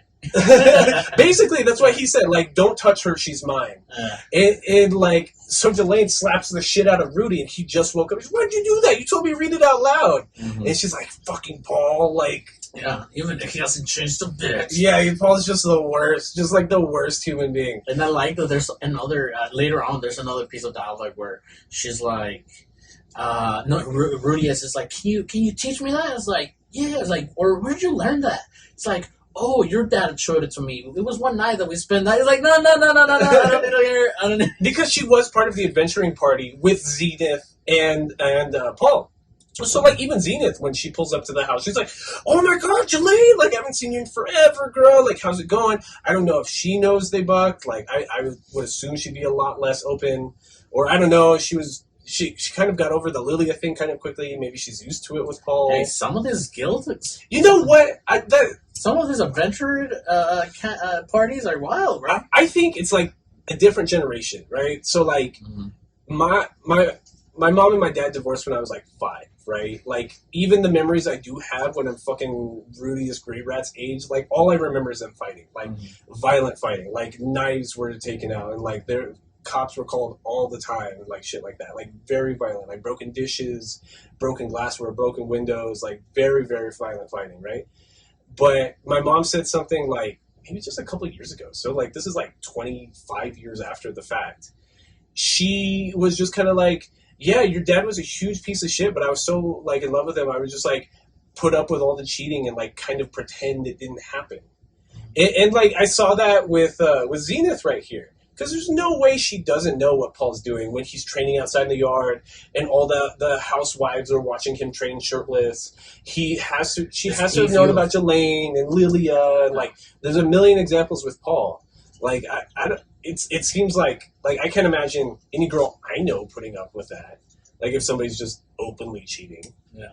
So. My grandma was. Well, she wasn't openly, but. That's what I'm saying. It's like a different generation almost. You know what I mean? Like, I don't know. You didn't stir the pot. Like, it just kind of kept happening.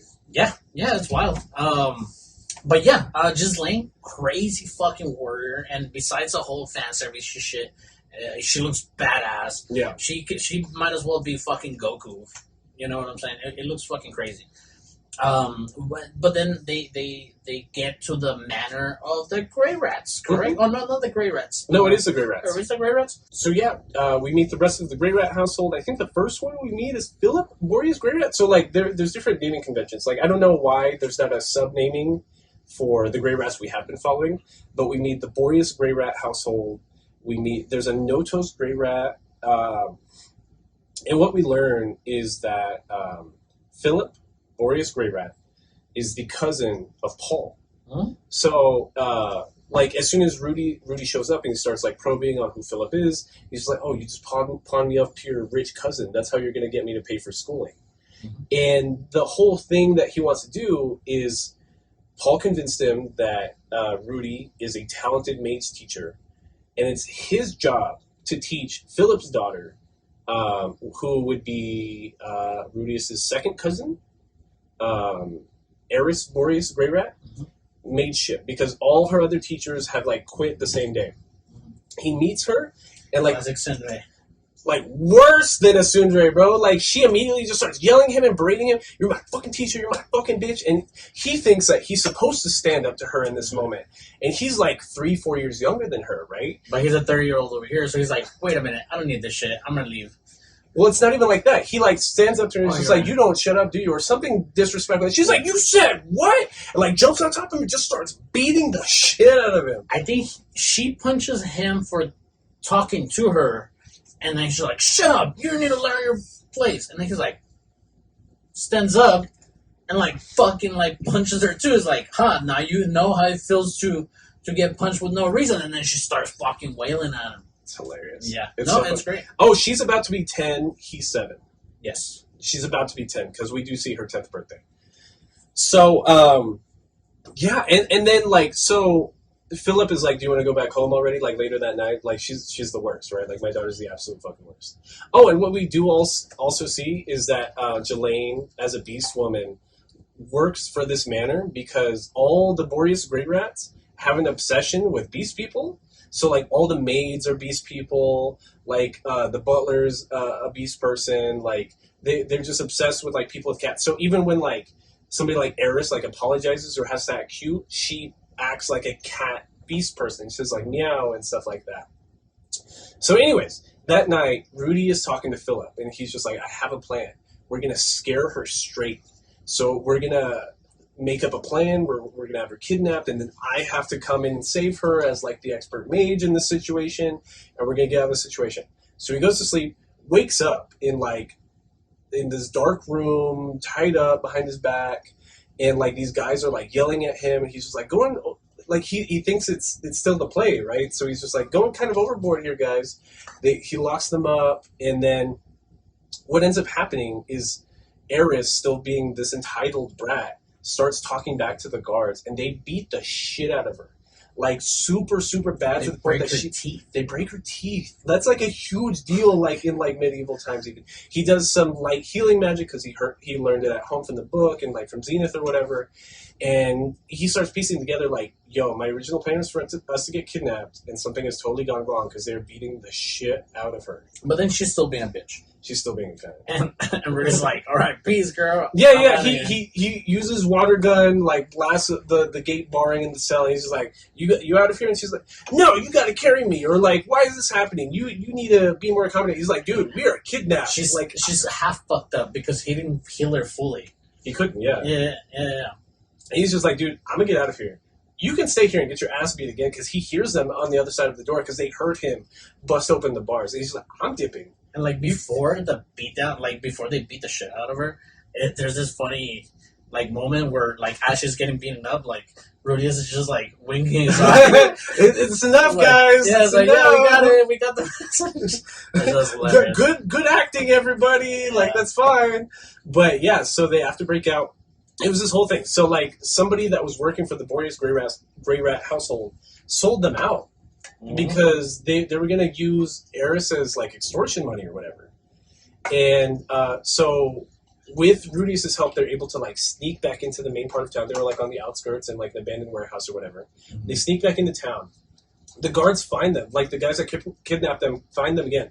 Rudius, like, on accident, makes, like, a firework go off. He's using, like, a fireball spell and, like, accidentally lights it up, and it makes, like, a whole firework, like, light up the city. Dude, let me talk to you about this fucking piece of animation right here, man. They start running. The guards come back and get them. They pin down, what's her name? Eris. They pin down Eris. And, I mean, right now, Rudius is a badass. Yeah. You know, he's a little badass. He thinks he's a badass. Yeah, and he's like, fuck you. So he starts fucking wailing at this dude, but he never got proper source training. And, like, there's some good swordsmen right there. he fucking does. And it's like what Paul was saying, that like, dude, you can't be trying to cast while in the fight. Like, it takes too much time. And he does this like energy flare, this emergence flare almost for Giselle to it was like an accident, but yeah, like Giselle saw it because she saw like a flame go off, dude. When she busts out, Giselle being our boy Izui just fucking booking it, dude, to the fucking scene. Like, you compared it to like some Goku shit or some Dragon Ball shit earlier. This is what it looks like, because like it's just like a big blur of color. But the animation on her striking that guy's of beheading this guy's head, it reminds me of what you talked with CJ about, like how shit goes black and white. Yeah. She's moving so fast, she's ahead of the color scheme within the animation. So she shows up, already has done the beheading, shows up black and white, another color scale comes on top of it, and then the filter of like finishing comes on top of it. God damn. It's fire. This shit's amazing. If you're gonna watch Jobless Reincarnation for anything, watch it for that fucking strike right there. Yeah. God damn, that shit was you're right. It's like that scene from One Piece me and CJ always talk about, where like he knocks the color out of somebody. Correct. Yeah. So she's moving so fucking fast, and she beheaded this dude so fucking fast that the animators couldn't keep up with it. And right away, like, the guys see Jelena, and they're just, whoa, we are not fighting her. This is beyond our pay grade now. This is, and she just murks the rest of them, scoops up the leader that works in the household with them. It was one of the, one of the, like, head butlers, like, ties his ass down, like, throws him in front of Philip, and then, I think this is where we meet Philip's dad. The grandpa, yes. The grandpa, right? Who's Eris's grandpa. Correct. What's his name? I can't remember his name. Eris, Phillips, Soros, Boreas Grey Rat. Yes. And like, he's kind of cool. He's the grandpa, but like, you see more of Eris than you do in like Soros than you did Philip. Like, he's got like these two gray strips of hair, his hair slicked back, big like medieval mustache, but he's loud. Like, when you hear Eris like yelling and bellowing and like being super demanding, she's like, where the fuck is she getting this? It's from her grandpa, and her grandpa's like her favorite fucking person. And it's like, it reminds me of like the only season I've seen of Game of Thrones, of how the king talks. Yeah. What is the main family? The wolf people. The wolf. Oh god. The has it been that long since I stopped watching Game of Thrones? Lord Star-Lord? Stark. Like, he just talks like, come on, let's go party. It's my fucking party. Wait, like Lord Stark in Game of Thrones is like a quiet, reserved person. No, I'm talking about the king. King at that time, before he died. Yeah. Like, he just talks like, the way he talks is so like, let's go do this, and everybody has to be okay with it kind of thing. We just rescued my daughter. Let's party. Yeah. No, I don't want to party. We're partying. Let's go. Like, it is funny. Eris does kind of learn how special Rudy is. That's when she does that meow. Yeah. That's where like Soros sits down Rudy and is just like, hey, you were just through a fucked up thing. You were under my protection. Like, I'll take whatever repercussions you want to take. Like, that's my bad. Like, I was supposed to be protecting you. Like, you're still part of my extended family. Like, that's not right. You were my responsibility, and I didn't pull through for you. He's like, if you want to go home, you can go home. But and Rudy's just like, no, dude. Like, I need the cash. Like, can I teach your granddaughter, please? And I think Soros does bring up first that, like, hey, Eris really, really wants you to teach her. And he's just like, I don't know. She's kind of a bitch. and so that's when she has to come in and act super cute and ask for the favor. Because, like, if he's going to be her teacher, she needs to be not, like, serving's the wrong word. Like, just get in line like a little bit. You know what I mean? Like, at least be coachable here. Yeah. And he starts teaching Jelaine at the same time, because Jelaine doesn't even know how to read or do like basic math and arithmetic. So he's teaching both of them at the same time, and then in the afternoons they're doing swordplay with Jelaine. Mm-hmm. And Eris is a lot more talented in swordplay than Rudius is, but we another like period of time passes by up until like Eris's 10th birthday. And honestly, At this point, you are like party, like you are like assembling your party, but you don't know. Like I didn't notice it yet. Yeah, I didn't think about it at all. Yeah, like, and I like that. Once the team comes together, you're like, oh, that's fucking right. Yeah, it's like an RPG. Mage, Yeah, it's Dungeons and Dragons. Okay. Yeah. Like again, fucking great flow to that. What makes Eris start like having a small crush on her second cousin Rudy is her birthday, because Eris. Rudy is always treated like a young adult in the Grey Rat household. Like he's kept the secret a little bit, right? What was the reason? What's you remember that? Philip talked to Rudy as about, hey, bro, it's like I can't really have your presence be known here because of the name. Oh, it's because of the heirs to the throne, or the heirs and then Philip's like the bastard of the family. Correct. I mean, not Philip. Paul. Yeah, Paul's like the black cat, the black rat, if you will. We did see the grandpa fucking a beast person. Because you're right. There's a line of succession in the Grey Rat household. Like, apparently, tradition in this world is that like the men of every branch in the family are like raised by the main household. Yeah. So like even Philip has two sons. Like Eris has two older brothers, but they don't live in the household because they're at the main household, the main estate. Mm-hmm. And that's why Philip's wife hates Rudy, because she's just like, why is there a dude just like flaunting in my house when my sons can't even come over? Mm-hmm. So that ends up being a big deal too. And yeah, you're right. So they had to hide that he was a Grey Rat. Mm-hmm. And 10th birthday. The 10th birthday. Yeah, the 10th birthday. What I was talking about, where they always treat Rudy like a young adult. One of the maids, one of the helpers in the house, like meets up with Rudy late at night, and Rudy's making a figure of Jelaine. You know what it is? I just remember the funny scene that's happening. So like he's making this like earth little figure again that he had made of Roxy a couple of years before, but now he's making one of Jelaine. And Jelaine comes to visits him that night, talking about like, just apprenticeship and like magecraft and all that. Well, it's because it's his surprise party. And was it before that? And Jelaine is trying to keep him in the room. Oh. And then Rudy, knowing about the secret surprise party, is like, okay, let's see. You're trying to keep me in this room. Whose birthday was first? It wasn't a birthday. It was a court dance, a ball dance almost, to see Jelaine's. To see Eris become a woman at 10 years old. Yeah. Okay, so he's trying to make this like little clay figure of Jelaine, and like they're really detailed, right? But then like Jelaine comes in and he's just like, "Hey, Jelaine, I don't really know how the tail works on these people. Can you show me your tail?" And then no shame, just of course, just like she just wears like denim shorts basically, just like bodybuilder booty. Yeah, just pulls down these denim shorts, and he thinks it's gonna be like hot ass cheeks or some shit. It's just these two fucking ass boulders, and he's just like, what? Like you see him show like an anime like expression. He's like, what is that? He's touching it and poking it. I want muscles like that. Yeah, he's just like, this is what your ass looks like, girl. That's crazy. And in comes like the assistant for the household that's supposed to be teaching Eris how to dance.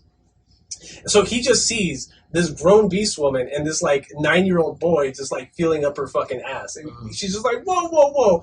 And like, that's the transition, and be like, Master Rudy, you have to help me teach Eris how to dance. She doesn't want to sit down and learn, and it's going to be super awkward and embarrassing because everyone's going to be there. She's got 2 broken left feet. Yeah, all she wants to think about is fighting, and then when she does try to dance, like, it's not right. So Rudy starts going to dance class with Eris and, like, prepares her for her dance. And this is, like, it's like, medieval Europe. Like, your birthday, well, a girl's birthday is supposed to be, like, to pimp her out, you know what I mean? Like, that's how we're going to keep money flowing in the house. Yeah.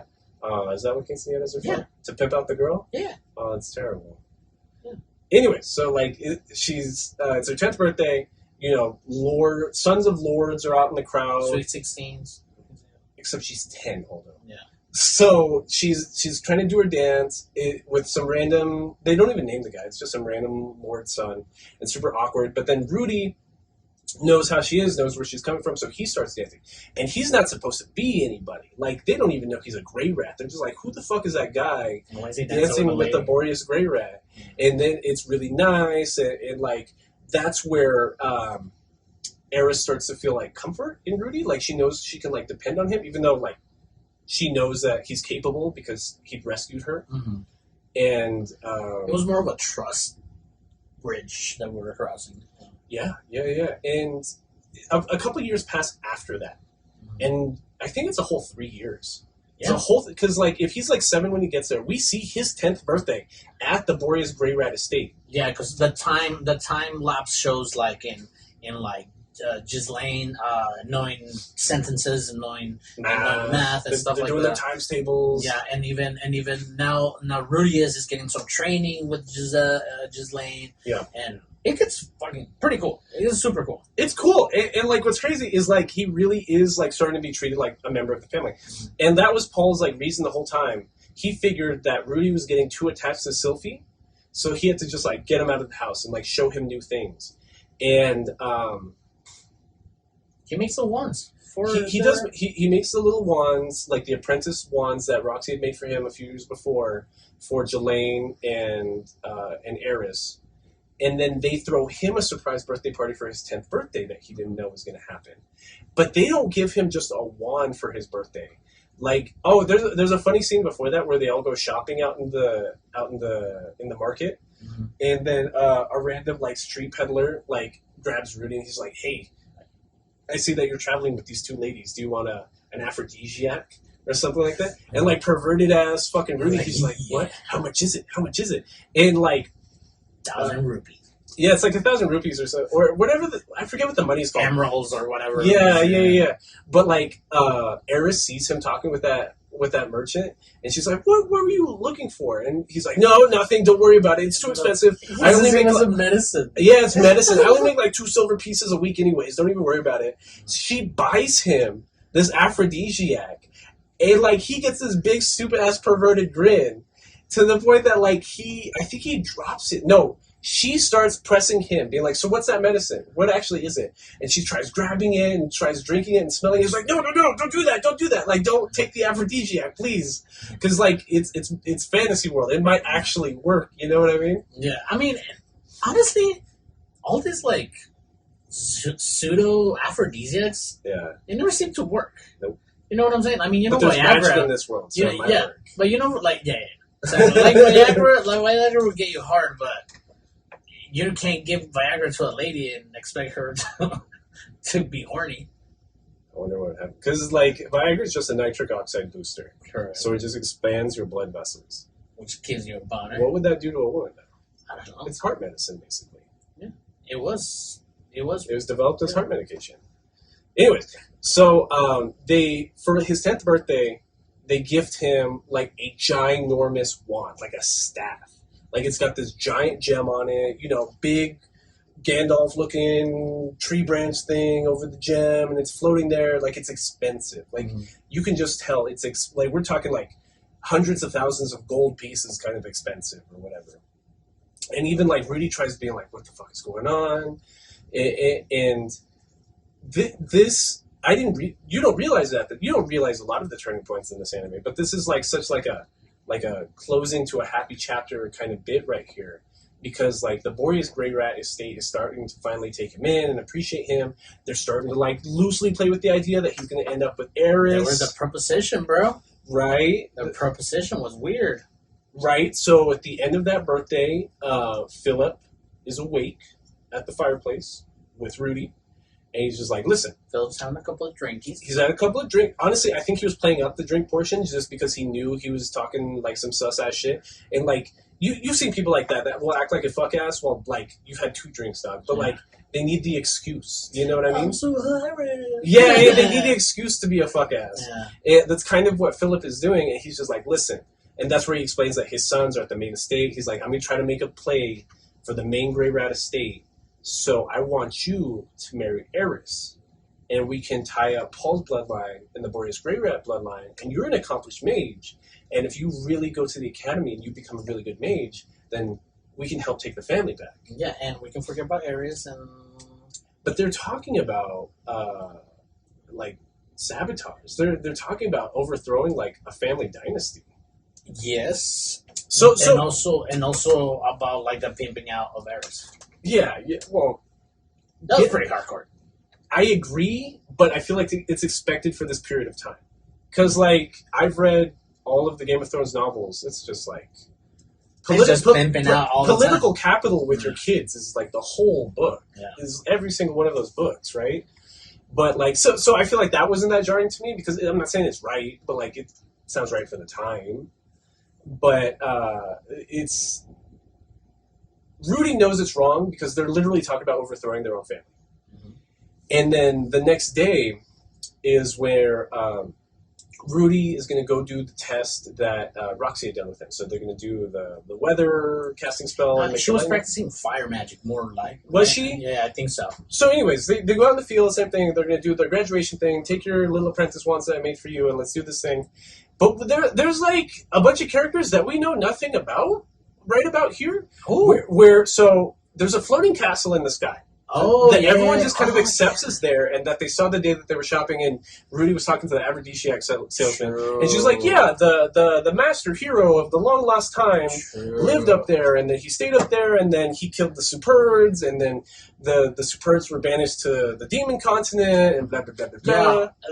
Yeah, and it's animated pretty badass, because... like, hidden behind clouds. In the sky, there's a fucking house sky castle here. Yeah. And you see it, and Rudy's like, what? What is what the fuck is that? And then somebody's like, oh, that's the place with the Great Warrior. It was Eris. Eris is, like, weirdly good at history. Yeah, and then he's like, where the fuck have I learned that? Like, that's the book that Paul and my mom were reading to me when I was young. The children's book is actually based off of the story of this, like, child hero. And that's what made me think about Sea Beast, that Netflix Sea Beast animated film. Very good, dude. I recommend you and Seamees, your dog Seymour?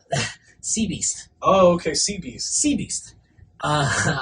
Very good fucking movie, because it all goes around about the pirates, the hunters of these sea beasts, have only known the story about the sea beasts attacking their villages and shit like that, but that was never true. But that's in history books. Yeah. You know, and it's super cool to watch. You guys should watch it. I might. Let me know what you think. I might. Well, I don't know what you're thinking. Honestly, you're watching Nope on Wednesday. I already watched Nope. I'm watching Nope on Saturday. Saturday. Well, I was going to watch it on Wednesday, but my brother hit me up, and he's in town from Thursday to Sunday, true. So I'm going to watch it with Carson City? Yeah, I'm going to watch it with Carson. But the situation I'm talking about when they're out in the field is that they make it sound like this old hero that lived in this castle lived so long ago that there's no way he's alive, but he was so powerful that his castle's still just, like, floating up in the sky, right? Uh-huh. We see this person. Yes. We see this old man over a giant paned window with a throne overlooking this paned window. He's looking down, and he's using, like, technology to look at magic fields. They're also looking into the abnormality in the sky, because there's also an abnormality in the sky. Besides the castle, there's, like, this weird, like, 3-dimensional, like, atom. And what we don't find out till late. Well, we see the girl. So there's like there's magic forming. Something's trying to pop through the hole. And like this little demon child that's like 3 feet tall with pink hair and like buzz. Was that the reincarnation of Demon Empress? That's where she pops out. That's the first time we see her. It is the Lord Hero in the castle looking at magical anomalies. And then, like... Kishiruzu? Yes. That's the first time we see her. I didn't put that together. There's this giant blast of energy, and he's like, what was that? And out pops his little demon thing, and she's like, ha ha ha ha. I'm back. Yeah, the prince of demons is here. Or the king of demons, whatever her title is. Yeah, the emperor of demons. Yeah. The emperor of all demons is back. But it's this tiny little thing. And, like, as I'm watching, I'm just like, that's not true, right? Like, that's going to be the joke. Just a little bit back. Just a little before, like, the calamity happens. We get a natural event. Eris does show up in Rudy's fucking room. Oh, I forgot about that. Yeah. So Philip and Rudy were talking about pimping out Philip Eris, was like, "I'll pimp out my daughter." He's just like, "I'll think about it." And even Philip is like, "I'll send you to your room tonight." The dialogue was, "I'm gonna pretend you only said that because you're drunk." Yeah, but like Philip says, I'll send it to your room tonight, and that's where Rudy's like, I'm just gonna pretend you didn't say that, and it's the alcohol talking. I think it's how you said it. It's how you said it, and So he's not asleep. You know, he had a fun time. He had a birthday at this rich estate that his second cousin threw for him. Guess who's in the room? Yeah. He's just booling, and then all of a sudden, in a skimpy nightgown, one that we haven't seen her wear yet, comes Eris, and like her hair's done up, and like she's still trying to be all tsundere, but her arms are behind her back, and like she's being all shy. She's like, "Hey, Rudy, my dad told me to come in here." She always has that. Like a scowl. That face. Like a little pout. Yeah. And Rudy, this is where I hate Rudy the most. Him being in the body of a 30-year-old so fucking much. I hate this scene so fucking much. Because he gets the best out of him. He treats it like such a joke that he basically assaults it like a 12-year-old. Yeah. Because like he like pins her down and like almost rips off her dress a little bit. And just like, oh, I thought you wanted this. Your dad said you wanted this. Are we doing this or are we not? So you try to buck at like 10 years old. And there was this bit of dialogue where even Eris is like, she's like, okay, can we chill out? Let's take it slow. Can we take it slow? Can you turn on the Netflix first? But then fucking Rudy wants to turn on the fucking Finger 3000. Yeah. Immediately like starts trying to finger bang all day, and she slaps him. Yeah, she's like, "Yo, dog," is like, I told you, and then it happens again, Was like, okay, she wants me to do it, and then again he fucking wants to fucking start finger. She's just like, we can kiss, bro.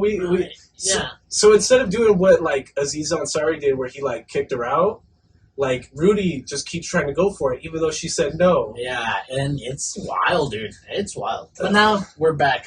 But. That scene is weird because there is a resolution to that scene. There is a resolution. Where she pouts and storms out the door and she's like, I'm fucking pissed at you, but maybe we'll make up for it, and he feels guilt. He says it's like you're being so stupid right now, but I like you so much. She didn't use those words, but she's like, I like you so much but that you're being let's just shit wait. Right now. Yeah, it's like I don't want anything to do with you right now. And that's what sucks when you think about it more, is because she's like 12, 13. Like, why is she having to act like the adult in this situation? But then again, when you put into context, like the whole medieval times, the whole timepiece, it's just... But then it makes me think that the dude's basically been alive for 40 years. Yeah, that puts it fucking... That loses a screw in the whole... Like, I get what you mean. If he was just 10... Correct. Maybe. Correct. But now we have this outside variable. Yes, exactly. Like the whole plot of the show, that like he's a dead 30-year-old. Uh-huh. It throws this whole other wrench in it. Anyways, so they see that the little demon lord come through, and but then another magical event is happening. That pops out, and then I don't think they named him, but the guy in the castle is just like, another magical event is brewing. What is going on? And he sends one of his henchmen down to try to fight where Rudy is. So like a whole ass invisible assassin tries to murk him, but it takes Jelaine just like throwing him 100 feet back and using like a magical eye that was underneath her eye patch the whole time that lets her see magic. Yeah. And she's like barely able to fend off this. And we know that Jelaine's a badass fighter. Yeah. So this dude's like holding his own against Jelaine. And the ripple effects of Kishirika being reborn. Yeah. Does this whole fucking... It nukes the world. You think you know what you're watching, but now you're somewhere else. This is like halfway through the season, and we're like, this is like episode 9, 10, 11, something like that. We get a nuke. We get a white light nuke. We get Akira in this bitch. A transporting fucking beam of energy. It reminded me of Akira. It reminded me of This Is the End. Yes. Like the whole like, what is it called? The Rapture. Yeah. Yeah. Yeah. Because that's what it looks like. It's just this giant beam that's just jutting out where Jelaine starts shitting herself. She's like, get the fuck back, grab Eris and run. Just run. And like Rudy, like being the level-headed one, grabs Eris and starts running, and Eris is just screaming. She's like, but we gotta go back for Jelaine. She trips. For like half a second, Rudy's like, oh, I should just leave her ass. Mm-hmm. And instead he runs back, tries to grab her. And then I want to go back a little bit more, one more time, when Rudy assaulted and got no consent to do what he did in the bed. He tried to do. They implied that nothing actually happened. Nothing happened. But like after Eris expressed her feelings, he started getting flashback of how he was assaulted. And now, right here at this moment where this fucking beam of energy comes out, we get your traditional isekai moment of being in purgatory. Yeah, you're meeting your maker. But it's nothing like it, because in this version of this meeting God thing, it's exclusively to that world. I like the human god a lot. It's weird. It reminds me of Metal Gear. It's supposed to, because like it's called the man god, but it's man as in like not males, it's humanity, right? It like male and females, it's the human god. So at least in the dub, the voice acting it's a man's voice, but it's very effeminate. It's got a lot of high tones to it, very expressive language. The body type, like, is just a bald head, but then it's got silhouette. It's a silhouette. But like it's mixed male and female. Is that what I'm getting at? Because it's the god of humanity. So it's like it's a sexually fluid, like this gender fluid looking person, because like Prince body type. But like more so because it's like he's got like a man's jawline, but like a very like delicate like neck and like figure, but then like a man's broad shoulders, but then it has breasts, and then it has a thin waist, it has hips, but then it's got like muscular legs, because it's, you know what I mean? It's the god of all humanity. It doesn't need a gender. It's all the genders. It's everything. And even before we meet him, we see in a white room, in a white misty room. Honestly, can I say that that's like some they them person? Yeah. I almost feel wrong. Like I don't remember them ever using the adjective him, and in my head I always said like they or them, because like when I don't understand how conservatives get so upset about pronouns, because like if you watch episode 11 of Mushoku Tensei, episode 12 of Mushoku Tensei, and you see this character I'm talking about, like this is who they mean when they say they identify as they them. No features. No. Yeah. Like, only personality. It's a mix of both of them. Yeah. Like it's not a gender. Like what are you talking about? That's what we mean. And what I wanted to point out is that we see still in this purgatory, almost like this is where your soul, white light. This is where your soul rests for a second. Rudius is still trapped in his otherworldly body. He's pissed when because he looks down. He's got his chubby Japanese fingers. Like, he's naked. He's naked, and fat, and hairy, and he's just like, this is my body. And he's sad. He's just like, oh, I bit the dust, huh? Like, I didn't make it this time. Mm-hmm. And that's where the god, like, pops out. It's like, hey, what's going on? Oh, dude. I'm the man god. You have just dealt with a cataclysmic event. A monostorm just hit. And, like, just murked your shit. Just you are transported on the other side of the planet right now. And very smart of Rudius to I don't want to call him Rudy because he takes the fantastical aspect of it. You like Rudius more than Rudy? I like Rudius. Okay. Yeah. And Rudius, he's like, yo, dog, it's like, I know you're kind. It's still with all his walls up. He's like, I don't trust anybody. Still with his walls up. He's like, I know you're kind. I hear your tone. What do you want from me? It's like, no, I'm not going to listen to you, blah, blah, blah.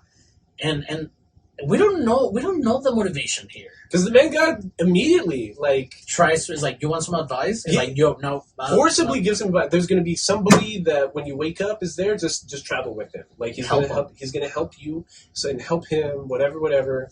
And Rudy doesn't trust him. And it's a crazy experience because that's like the only entirely CGI character in like the whole show is the man god.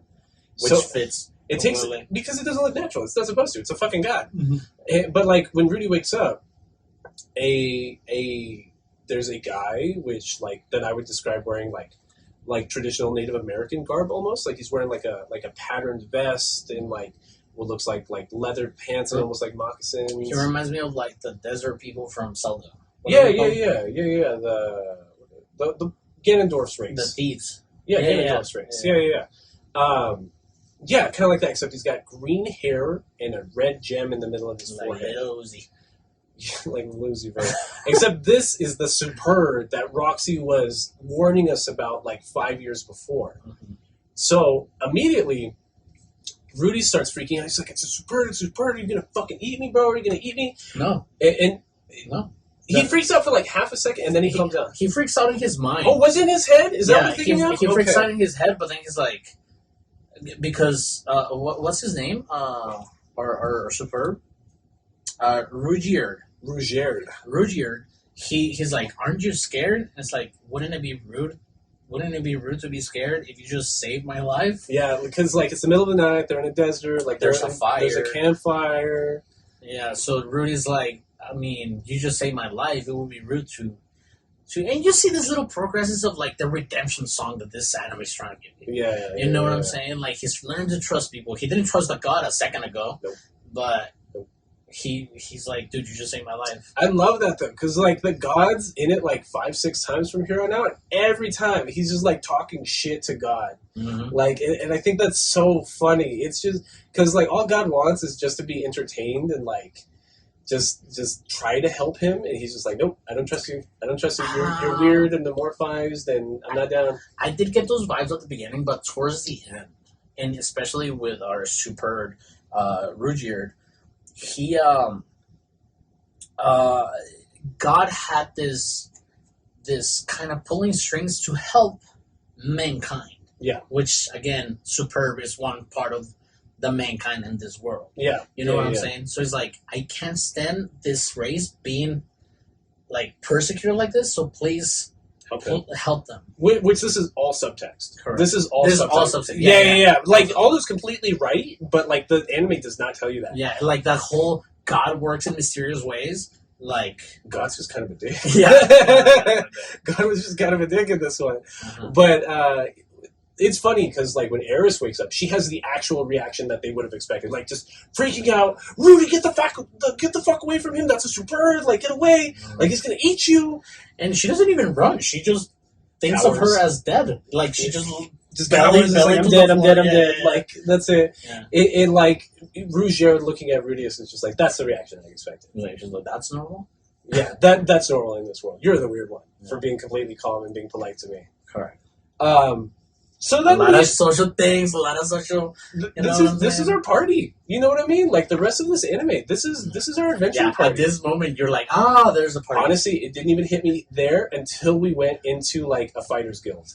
It wasn't even until like they actually joined like a working guild that I was like, oh, son of a bitch! It really is an RPG. Like because like from here, Rugier's just like, I am Rugier of the Superbs, and I help all children at all times. Like, almost like to a fault. Like, he will murk a village of people if a child is in trouble. Like a combination of it's like Batman. No, what's Dave Bautista's in the Guardians of the Galaxy? I can't remember. Fuck, that dude and Peacemaker. It's like Peacemaker. He is like Peacemaker. Yeah, but he's like very monotone, like Drax. Drax the Destroyer. Yeah, Drax the Destroyer. Yeah. Which is very fun. Because that is what Drax is. Drax will like do anything for kids because his daughter died. Yeah. At the hands of Thanos. But then again, he's so monotone. And then again, Peacemaker has this wild idea of like by any means, I'm gonna protect. Like justice by any means. Yeah, justice by any means kind of thing. Like, and that's what's crazy because like Rugier, like somebody will kick Rudy and he will behead them in a second. He did. I'm getting it. Hold on. I was spoiling for myself because when that scene happened, I was like, what the... Like, if this was the RPG, this is where I'm just like, exit, open last save kind of thing. Like, I pressed the wrong dialogue box. I didn't want that to happen. And I think I've been thinking about a lot like that because I beat Detroit Become Human on Saturday. Mm-hmm. No, on Friday. And it's just like straight, just dialogue option RPG, and I had to fight back so bad because I'm such a perfectionist when I play. Like every time I got an outcome that was like clearly not ideal, I had to like find everything in me to just like not just reset the last level. But anyway, so that's kind of Rugier is a badass superb. They find they're in like I don't know the geography. They're on like the outskirts of the demon continent. They're in the demon country. Right. Rudius grew up in the central continent And like that's where all the humans live. So they're in Demon Country, in the Demon Continent, across the ocean. It's a shitty place. Just desert. It's hot desert, no food, cold nights, no water, cold nights, monsters everywhere. Monsters, Australia, OP Australia. It's just Australia. No, for real. So they get transported to the outback, right? They get transported to the outback, and then this green-haired demon with a gem on his forehead that lets him like see all life in the area. So he's like a master scouter. He starts leading them closer to civilization. So it seems like they're either in like the southernmost portion or the northernmost portion of the Demon Continent, like the furthest away from the port. And they have to cross the whole continent to try to get to the port, to get back to the central continent, to get Eris and Rudy back to the Boreas Grey Rat household. And right now, there's a little bit of headbutting, talking about like the motivations between Rudyard and Rudius. Yeah. Because Rudyard, it wants to help these kids get back home. Right. But then throughout that journey, Rudius is like, yo, dude, like, nobody should be scared of you. Yeah. Let's try to help your race not be shitty. It's like Chad from Bleach. It's like Chad from Bleach. Yeah. This is somebody super strong but like scary. Yeah, and then and they have a little headbutt. It's like, no, once you guys get out of the demon country, I'm done with you guys. Yeah, because they pass through a town of like telekinetics that are humanoids but with blue hair. Yeah, great springboard. I just love that it's all just like blending together. Like it feels like a fleshed out world. I can imagine. You've seen that It's Always Sunny in Philadelphia fucking like storyboarding. String, like the stringboard. And It just reminds me of that because it's so well connected. It is because it gives you little crumbs. The last time we saw a blue-haired humanoid was Roxy.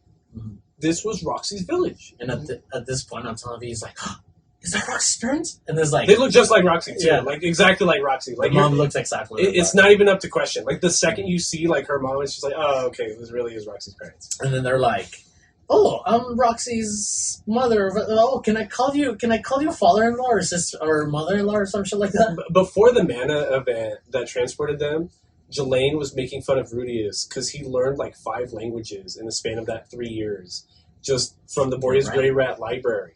So that's how he learned how to speak Demon Tongue. Mm-hmm. So like for whatever reason, he learned Demon Tongue, the Beast People Tongue, mm-hmm. and something else. I know he learned 3. Yeah, he does a bunch. So like, and I think it's cool how the dub treats it too. Like he's speaking broken. Like if I were trying to speak Spanish.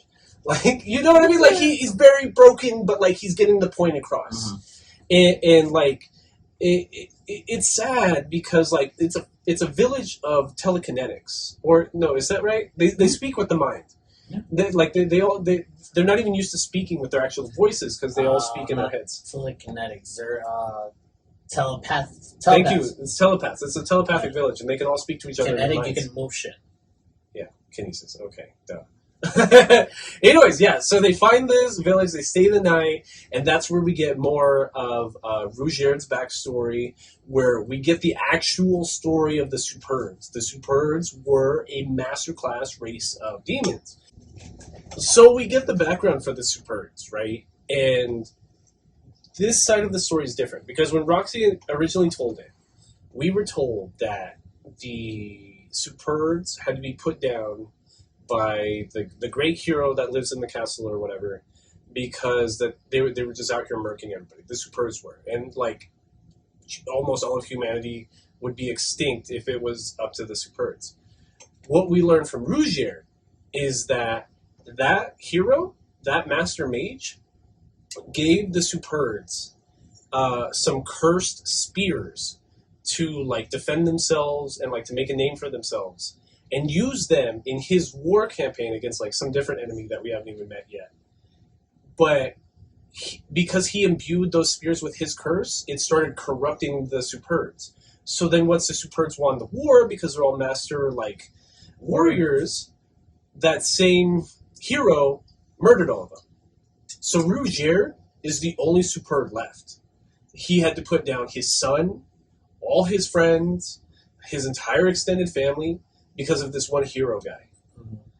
And like when Rudy's telling the story, I think it's because Rudy like accidentally triggers him, Because he's like, yeah, I thought the Superbirds were like bad people and that they betrayed like the master hero or whatever. He's like, no, that motherfucker betrayed us. Like it's the other way around. And you can tell that Rugier has his special ability to almost kind of counteract the curse of the spear, because he had to kill all his people because they were being dicks. Yeah, like I think even like Rudy tries giving him sympathy about having to kill his own son. He's like, no, he gave into the curse of the spear. That's on him. Mm-hmm. Like that's not on me. I had to put him down, but like a zombie like. Don't feel bad about that. Like I did what was necessary.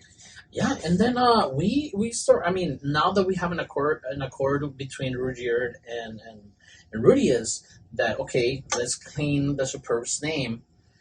They now. In my head, I know that it is an RPG. We have our party. We are hunting monsters now. We go to the guild, right? Right. Well, leaving the village, there is one important... It's not really that important.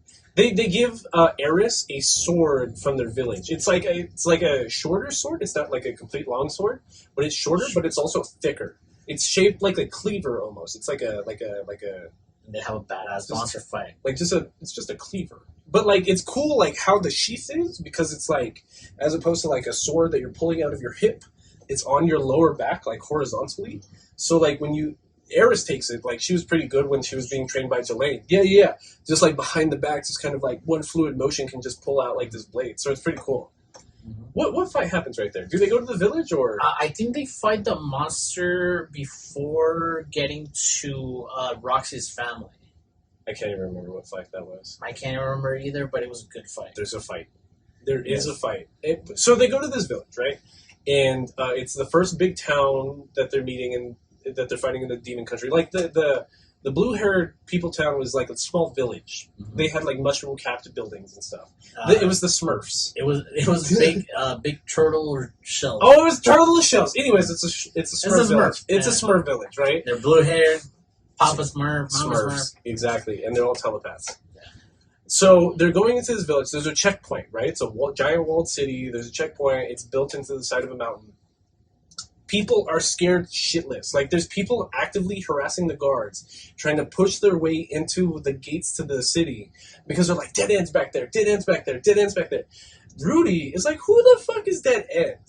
And it takes Rugier to be like, that's what they call me, because... Once somebody sees me, the last of the Superbs, it's a dead end. They're dead. And then he's like, that's badass. Yeah, like at first Rudy's like, that's the coolest thing I've ever heard. What do you mean? Why are you so upset about that? So Rudy's plan, once they hit this village, was like, hey, we gotta be adventurers. It's reputation building in an RPG, where it's just like, I gotta build up the name, right? Yeah, and they're like, okay, let's go rescue kitties from trees and do shit like that. So first they dye his hair blue. They find, like, a rock dust on the outside of town. They whiteface him. Yeah, they whiteface him. So he's exactly the same. Like, he's got kind of a gray complexion anyways, because he's demon or something, I don't know. But, like, it's red gem, but then he's got blue hair, and that's the difference. Like, looks exactly the same, just blue hair instead of green hair, and nobody's afraid of him. So they walk into the Fighters Guild, looking for odd jobs at the bulletin board, a la Konosuba. You know what I mean? Like, we know this trope. We gotta go do good deeds. Yeah, it's like all the Elder Scrolls games. It's all that. Like, we got a message board and jobs to be done. But Rudy's thing is, not only do they have to bring up the reputation of the Superbs, but they need to actually make money to get off of this fucking continent so that Rudy can go home. Because he doesn't know what's going on with his family. He doesn't know what's going on with Eris's family. He doesn't know anything right now. Mm-hmm. And his big idea to bring up the reputation as the Superbs is to call the name of their adventuring party Dead End. Yeah. And when they walk into the Fighters Guild and start flaunting the name Dead End, they laugh at him. They're just like, dude, that's not Dead End. Everyone knows Dead End has green hair. That dude clearly has blue hair. And it's kind of funny because, like, it's just proving Rudy's point about how superficial everybody in this world is, because it didn't even matter. Mm-hmm. So then they start taking odd jobs, like we were saying. But what they're gonna do is sometimes at night in his dreams, the man god will visit Rudy. It's very annoying. It's super annoying because, and every time he wakes up in his like fat Japanese man body, he's like, like. That's, like, half the reason he's always annoyed to see the man god. He's just like, dude, I hate this body. I hate that, like, I see myself in this body went up here. And the man god's thing is just like, because you don't see yourself as 10-year-old Rudy. You think you still think you're the fat fucking loser Like, don't virgin blame Japanese. me. It's like, this is on you. That's your personal perception, dog. That's not me. But the reason that it's annoying for me is because even though it is before this actual dialogue is being used, is that it does feel like Rudy is getting used. Yeah. You know, it feels he like... is skeptical, though. Like, I feel like if this were any other anime, they just go along with it immediately. Correct. But, like, it just feels... I don't know. Like, manipulation is not a good thing either. No. You know what I'm saying? And that's why it gets annoying for me, too. Well, right here is when it kind of bites him in the ass. Because... And it's because he's skeptical of the man god that he fucks himself. Because the man god isn't trying to betray him, really. At least in this first couple segments. Where that night, he's like, okay, the next day, go back to the guild, take a job to rescue lost pets. Find the pets with Rudyard's fucking magical eye thing for tracking. And just go along with it, and you guys will... We'll get up Dead End's name, and you'll help the reputation of the Superbs, yada, yada, yada, yada. When he wakes up, he's so skeptical of what the man god told him that he does most of that. He takes the job, finds the loose pets, he finds a cave in an abandoned building on like the outskirts of town where a different adventuring party of 3 people have been capturing other people's pets, waiting for the job to get posted so that they could like return the pet like preemptively and get the reward. Dude. That's pretty scummy. That's pretty scummy. Dude, that is like average crackhead behavior. Yeah, it's pretty crackhead behavior. Yeah. But it's just easy money. That's why they're doing it, right? No, yeah. But I saw crack behavior like firsthand. It's weird. I've never seen the crackhead behavior. But like their logic is that they're stealing the pets of nobles. Yeah. So that's how they're going. Oh, you want Fifi back? Give me $100,000 dollars or whatever. I think I know where she is. Yeah. I'm sure I can find Fifi. Yeah.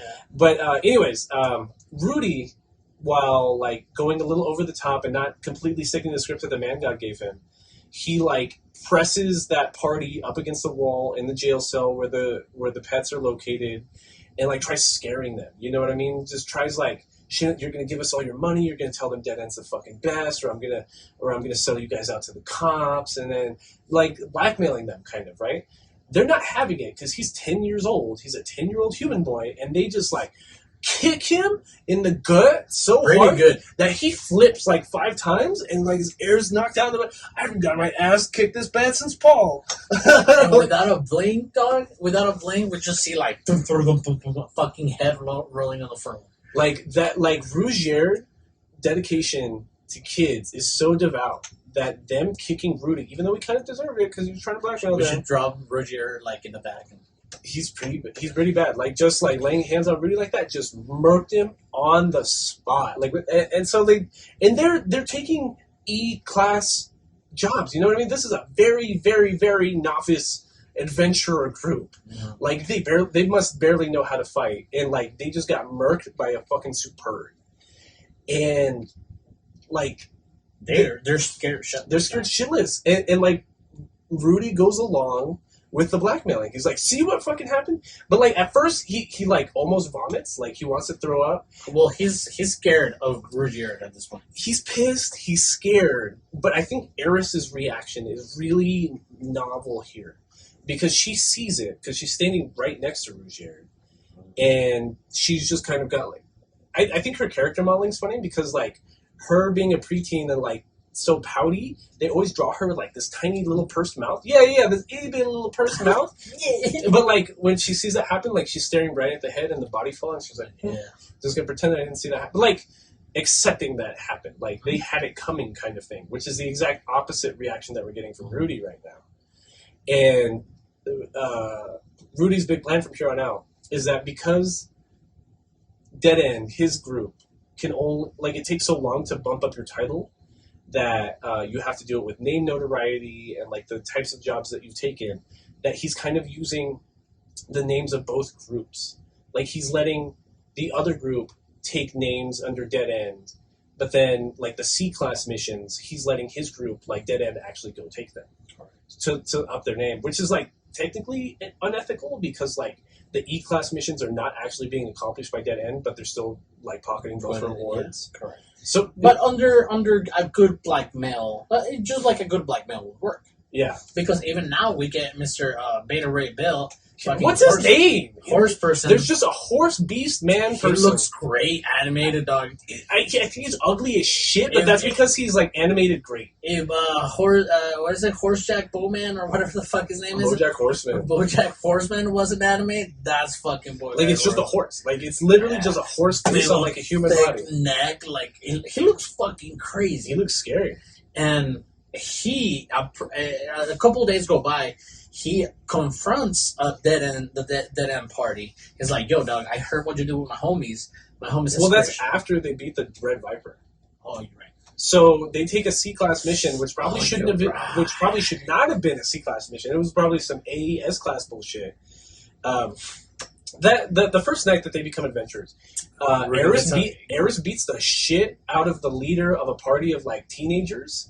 Because like they're trying to talk shit to her, or like they're trying to be friendly with her, but in beast language, and they're being really aggressive and like grabbing her by the arm and stuff. To the point that she just like sticks the shit out of the lead member and just starts beating them on the ground like the first time she met Rudy. So in beast language, Rudy's like, "Yo, she doesn't know the language. She's not from here. Like, you're kind of scaring the shit out of her. I don't know why you're grabbing her like that. Like you kind of had it coming, but like she's nice. I swear." Says the dude that was fucking finger blasting, right? Yeah. So then they get this C-class mission, and they sent several parties out there because like they can't figure out what's in this forest and what's killing all these people. Those teenagers are there, and Rudy selflessly is thinking like.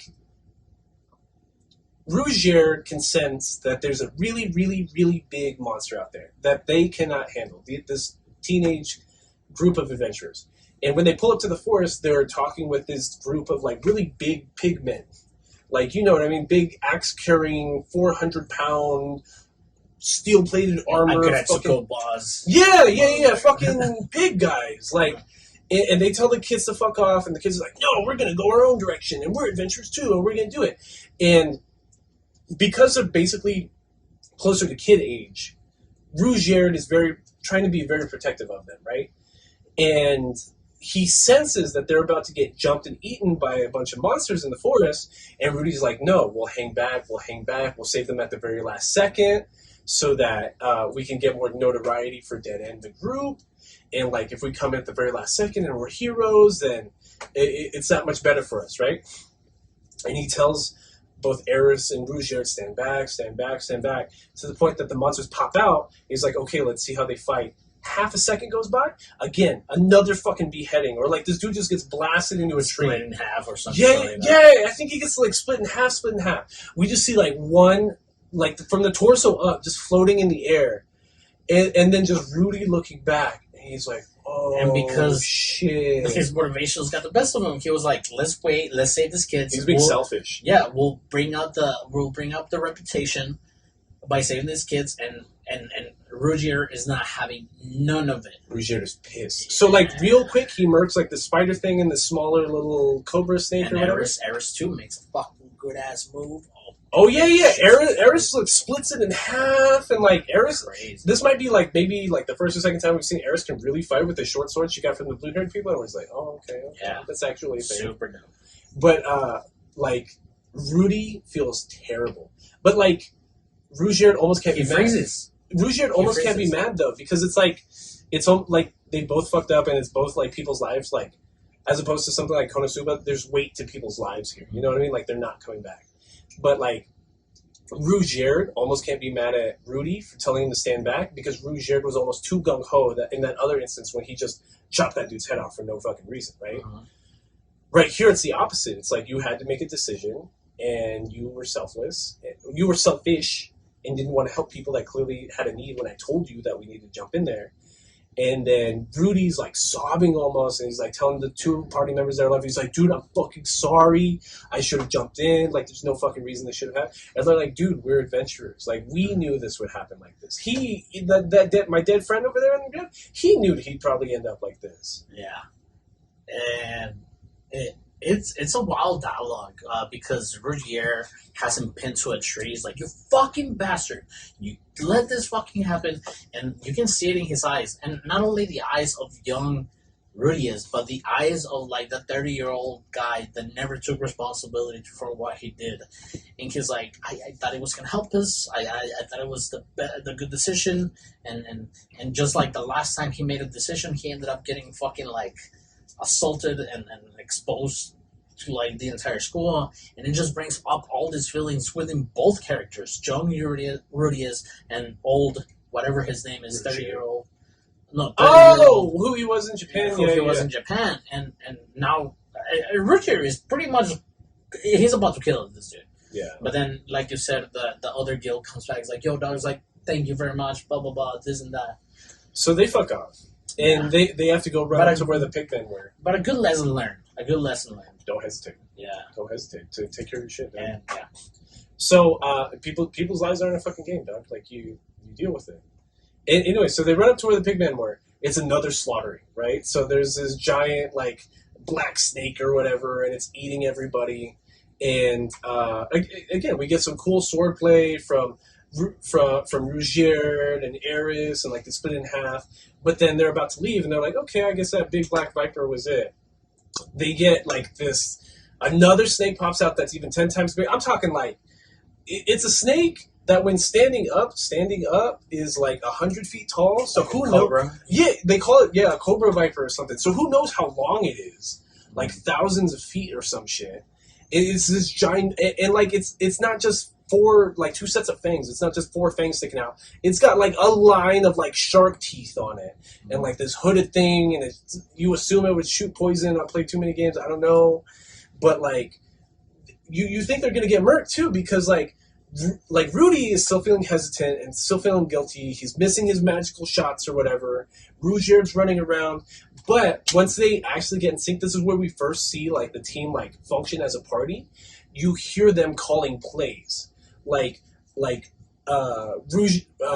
Rougier's gonna jump in, distract it, and then Eris is gonna come in and slice it on this half of its neck, and then Rudy, like when its mouth is open, it's gonna attack Rougier and is gonna blast it in the mouth, and then that's when Eris is gonna cut its fucking head off. Like you see them calling plays, you know what I mean? It feels like a turn-based RPG almost. Like, go Cloud, like do this. Yeah, like headset communication. Bro. Yeah, it's tight. It's so tight. It looks so good.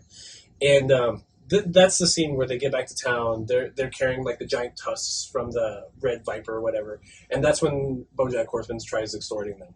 BoJack Horseman tries to extort them, yeah, because like, yo, dog, it's like you got this party all scared. Yeah, he finds the other two party. He's like, yo, I found them. Like you're fucking superb. It's like, what the fuck is gonna happen right now?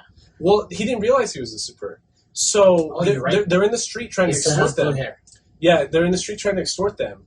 Rudy, what I do think is interesting, that happens a lot, but it's never explained, but like you just get the sense of why it's happening. Both Rougier's spear and Rudius's staff that he got for his 10th birthday from are covered because they can't have people know what they're actually walking around with. Because if they're E-class adventurers, why do you have a 200,000 gold coin fucking staff? Why does this man have a mythical spear of the Superbs with him? It almost feels like courtesy. It just feels like they're trying not to get jumped. It's like when you tuck your chains in. Okay. You get what I mean? Like a Reagan. Yeah. You can't be out here trying to flex before like you get your ass kicked. But so it feels like that. So Rudy like slowly starts like silently casting the big storm spell we see him doing. But he has this moral dilemma between two choices: whether strike BoJack Horseman and kill the reputation of the guild, or run and let BoJack Horseman snitch on them. Yeah, snitch on them. And then they're gonna show up in the next town. Their license is gonna be revoked. But like for some reason, I can't remember exactly what the dialogue was. He did not throw what's his name? Rougier. He didn't throw Rougier under the bus because that was also an option, but he didn't do that. No, absolutely not. Right. So like he's. And this is the issue. Like he's not discussing things with his party. Like he's 11 years old at this point. and like he's taking on the weight of like all this shit on his own. He's not discussing with anybody. They just trust him enough and know that he's smart that they just go along with it. So he's like silently starting to cast the storm. It starts raining, and then the blue dye comes out of Rudyard's hair, and that's when BoJack Horseman fucking shits himself. He's just like, I have a daughter. I have a wife. You are dead end. You are dead end. So, fucking Rudyard is just holding this thick ass horse neck like 3 feet one-handed, off the ground. yeah. And he's just like, holy shit, I didn't know you were actually dead end. I didn't know you were actually a superb, blah, blah, blah, blah. And like, Rudyard gives him the ultimatum. He's like, I know where you live. I know where you work. I know the exact Adventurers Guild you hang out at, drink at. Like, if we end up in the next town and our Adventurers license, name is, if our license is revoked, they said license. You have to be. You need a license to be doing this shit. Apparently, if our license is revoked, then I'm coming back for your ass because I know where you live. And that's when he's like, I know you. I don't got it down there. Don't do that. Don't do that. And because of his fucking gem, he's like, and you know I'm gonna find you. Mm-hmm. You know. So yeah, they dip. They jump out of town. Well, at first, Rudyard just kind of like jumps over the mountain that makes up the city, and you think they just left the party. Yeah. And then Rudy and Eris have to find him outside, and he's like, leave me alone. Like, I've made it so much more difficult for you guys. You guys would be so much better. Like, you guys are skilled fighters. You can totally get to the next town by yourself. Yada yada yada. And Rudy, outside of thinking about what the man god wanted to help the reputation of Superbs, he's just like, no, dude, like, you're my friend, like, you're my boy, like, we've been together for like 6 months already, adventuring. We accidentally murdered a couple people. We killed all these monsters. We're friends, you know what I mean? Like, you can't be trying to leave for some bullshit like that. And that's when he expresses like, we're gonna start having team meetings. I'm gonna start like expressing all the dilemmas as a group, so that like I can stop making the wrong decisions because we're actually crowdsourcing this. It's like the dungeon master just opening up about the story. Exactly. Yeah. So then that night, when they're camping outside the city, they wake up and Rudyard shaved his head. And he's just like... looking like a badass. Honestly, it was probably the right decision. I'm surprised I didn't think about it. Or like they didn't think about it. I didn't think fucking about it. Why didn't he just shave his fucking head? Like, he's just some weird bald dude with a gem in his forehead now. And not even that, he starts wearing a headband, so you don't even see his gem on his forehead anymore. Just his crazy green eyes. Well, I like the outfits they get when they get to the Beast Continent, too, because, like, Eris buys, like, what's almost like a Beastman cowl thing. Like, it's like a hood with, like, a long, like, trench coat, but it's got, like, a little, like, pop-up hoodie on it that's got, like, little ears. And that's what I was going to bring up. Not only do we see armor upgrades, we see power ups too. Yeah. We see the I think this is where we get reintroduced to our Demon Empress. It's in the next town. Yeah, in the next town. Yeah. Kishiruzo. She laughs like kiki. Yeah. So apparently this is like one of those you did something good for me kind of thing. It's like it's like, did you ever play Dot Hack Sign? It was an RPG from the early 2000s, the late 90s that also had an anime. And like I remember I played one of the games at a friend's house, and there's like a mission that's like it gives that old school like medieval dilemma that's like you save somebody and they offer you the gold axe or the silver axe, or you can take nothing. It does remind you of those like RPG kind of moments. For some reason, the first thing that popped into my mind was the Lovecraft entities, the uninvited, the people that go to your home and seek refuge, but if you deny them, they steal your heart because you don't have no heart. So it reminds me of that. But in this moment where Rudy is walking through an alley. Hold on, we're not even there yet. We're not there yet? We're not there yet. So we get this whole episode montage of them traveling through the desert. They ride a little lizard. They ride a big-ass lizard horse all the way there. They get to this town, and there's the same dilemma that, like, they're still too low in reputation to take adventurers guilds that are, like, that will make them enough money because they get to the port. And it's, like, a ridiculous sum to get an adult like Rudyard, because they know he's, like, probably from the Demon Continent, to get him passage on the ship onto the main continent. So that's the first dilemma, is that, like, dog, I think literally the dialogue Rudy says is it would take us 10 years at the pace we're working to make enough money to get Rougier on that boat. And that's when that night he's having a huge dilemma. He's not really telling Eris. He's going to escape their like hotel room in the middle of the night to go pawn off his staff. And that's when Rougier gets him, and he's just like, listen, like, you don't have to do this for me. And that's when, like, the man god comes to his dream again. And he's just like, hey, you really fucked up that last one because, like, that extra party member was not supposed to die. You guys were supposed to team up together, and that's how you're going to bring up the Super Earth's reputation. But instead, you didn't trust me, and Rougier actually killed the dude, and then you had to run away from the town because you were social pariahs because BoJack Horseman tried to extort you. Mm-hmm. So that's when the man god tells him, like, listen, go grocery shopping tomorrow in the main shopping center, and then go down this very specific alley, and you will and give food to whoever needs it. Oh, that was one. That was one of the man god ones. Oh, okay. That was one of the man god things. That's okay. what that like before she's introduced. Like the man god actually wanted them to meet. Oh, okay. I missed that. Yeah. So Rudy goes grocery shopping. He's He's walking down this alley. He hears a woman having like stupendous sex apparently, and that reminds him of Paul and his mom.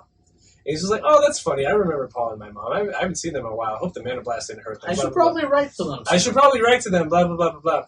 And then he sees a beggar in the street wearing this cowl and stinky ass, dirty ass, like people in even other poor people in the street are like, get the fuck away from me, you're disgusting. And Rudy just being like, I can't question the man god anymore because last time I questioned the man god, like somebody accidentally got murked. So he gives this random person food, and that's when it's this little 3 foot tall pink emperor demon thing. Yeah, very very Deku Seed.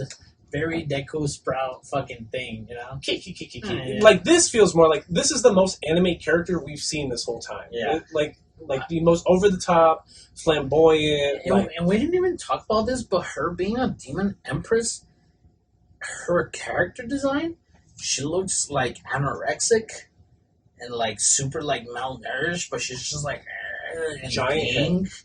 And just horns, like, almost growing into her skull. Yeah. And it looks crazy because once she like presents herself, she's like, thank you for helping me, bro. Just gave her like an apple or some shit. Yeah, she got like a salad or something like that. And she's like, this will keep me good for another year, blah, blah, blah. And Rudy's like starting to play jokes. He's like, so you don't need the rest of this bag of food then? She's like, yes, I do.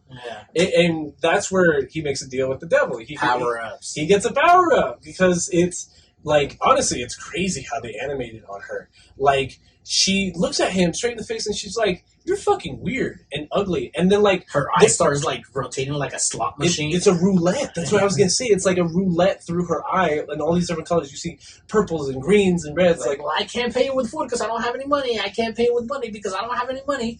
But don't be silly. Don't walk away from this. I can give you a demon eye. And he's like, I don't want no fucking demon eye. What do you... Fuck you. Bro, there's gore in this scene. I was not expecting... Because, like, obviously, I'd already picked up, like, demon eye is happening. Okay. She didn't even let him finish being like, nah, I don't want to. She's like, shut up, pussy. Grabs his head, literally rips his... Because, like, a big part of Naruto is that you can, like, implant eyes, right? But you never see it happen. It's not gory at all. I remember I hated that about Shippuden. I was just like... Sasuke had both of his eyes ripped out, implanted 2 new eyes. Where's all the blood? Where's these other eyeballs? This would have been the most gory scene to ever happen. Mushoku Tensei actually animates an eye amputation by a demon. Yeah. So his eye socket gets great. It's swollen, like if you had a surgery or something, because it was trauma. So she just like grabs her own eye, and it's red too. It's just big and purple, and I didn't even think about that until I saw it. I was just like, son of a bitch, it's surgery. Like, yes, you'd have a giant, swollen eye cavity if somebody ripped out your eye and implanted a foreign body into it. And he's like, what the fuck? He's like, what? And like, at first, he's like, seeing like, fractures of frames, like, ahead of themselves.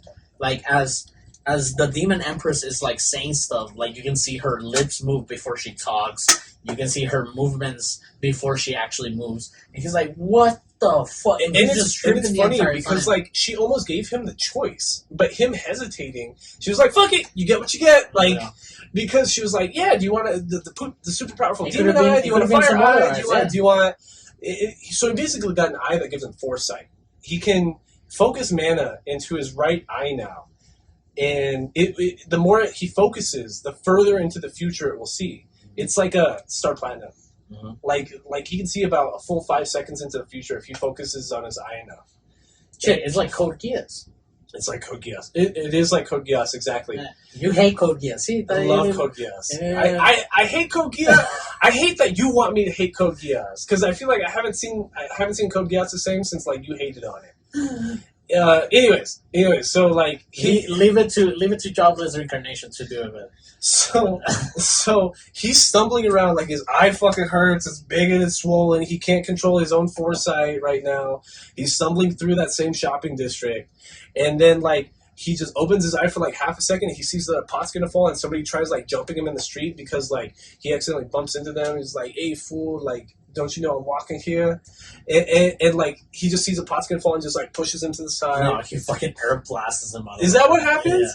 Yeah. And like it would have landed on his head. Like this guy would have died. It was a criminal.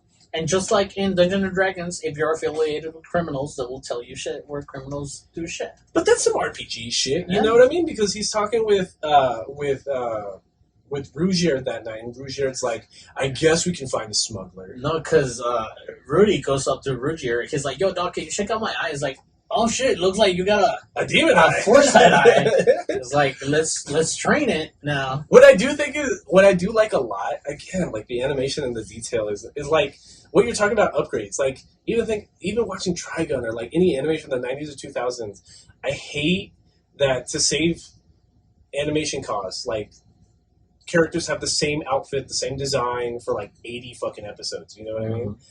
But like Mushoku Tensei, every other episode they're switching up. They're getting new gear. They're getting new clothes. New vest. Every close up of Rudy's eye from here on out, you're gonna see an extra ring. Like he has green eyes. He's blonde with bright ass green eyes. He's a fucking Nazi. But you see a more yellow tint on his right eye and this extra ring around it because that's the demon eye with the foresight. Yeah. Absolutely incredible. It's just crazy. like Auto Mail in Full Metal Alchemist, like that's how it should have been. But it's such a small thing that nobody else does. You know what I mean? So it's such a minute detail that makes like all the difference. Because you're right. Like I am skipping a little bit. Like the next day, he's just like, okay, Eris, because Eris has been training with Rougier. Like Eris is getting really fucking good at fighting right now. Like in the superb like spear style, like. Rougier's basically like king class or whatever the ranking is. Like Eris is being trained in that right now, and she's getting up there, and she's using. I think the style she uses from Jelaine is called like Heavenly God Strike or something, God style, something like that, God Slayer style, something like that, and like. So she's getting really good in acrobatic, and she's small and a woman, so she's like doing flips and kicks in the air. While, fucking Yoda. Yeah. She's fighting like Yoda in Episode 3? Yeah, Emperor Strikes Back. And it looks really, really good. So the next day, Rougier, trying to train his eye, is just like, okay, we're going to spar. Like, Eris would normally just kick his ass. But, like, Rougier, like, embarrasses her because he has foresight. Because, like, he's able to... I mean, Rudy, thank you. It starts with an R. Yeah. It gets kind of confusing there for a second. It gets even more confusing because at a certain point, they start calling Rudy Rougier. Yeah.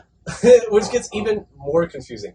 So then he's dodging all her attacks. She's getting mad, and it looks like she's going to surrender. But with foresight, he sees that she's still going to lunge back at him, and that pisses her off even more. Uh-huh. And like that makes her sad almost because it's like I've been busting my ass. You're like a king class water mage, and this and that, and now you just stumbled into an upgrade, and now like the gap just widened that much more again. Like that's not fucking fair, Ruby. And then he gets that. He's just like, damn, I need to stop listening to the man god. This shit's fucked up. That's not nice. Yeah. But there's also a scene where Eris and Rougier are training on the beach, and Roxy sees them. us as an audience know that it's Roxy. These two people have never met Roxy. Where's Rudius at that time? That's when he's walking with fighting the demon. Oh, sure. So he's off, like, in the marketing district, feeding the fucking demon empress. And while them two are training on the beach, that's when Roxy found a letter from Paul that was on a message board that said, "Hey, this Man in Blast happened. My whole family's missing. I'm looking for Rudius. I'm looking for my 2 daughters. I'm looking for Lilia. I'm looking for my wife. Like, please help me find them." And Roxy, of course, knowing who Paul Greyrat is just like, son of a bitch. Like, Paul needs help. I gotta go find Rudius. And Roxy already knowing about the dead end. So Roxy is seeing Rougier and Eris fight on the beach. And, that's fine. I thought you needed to know. I'll go on that.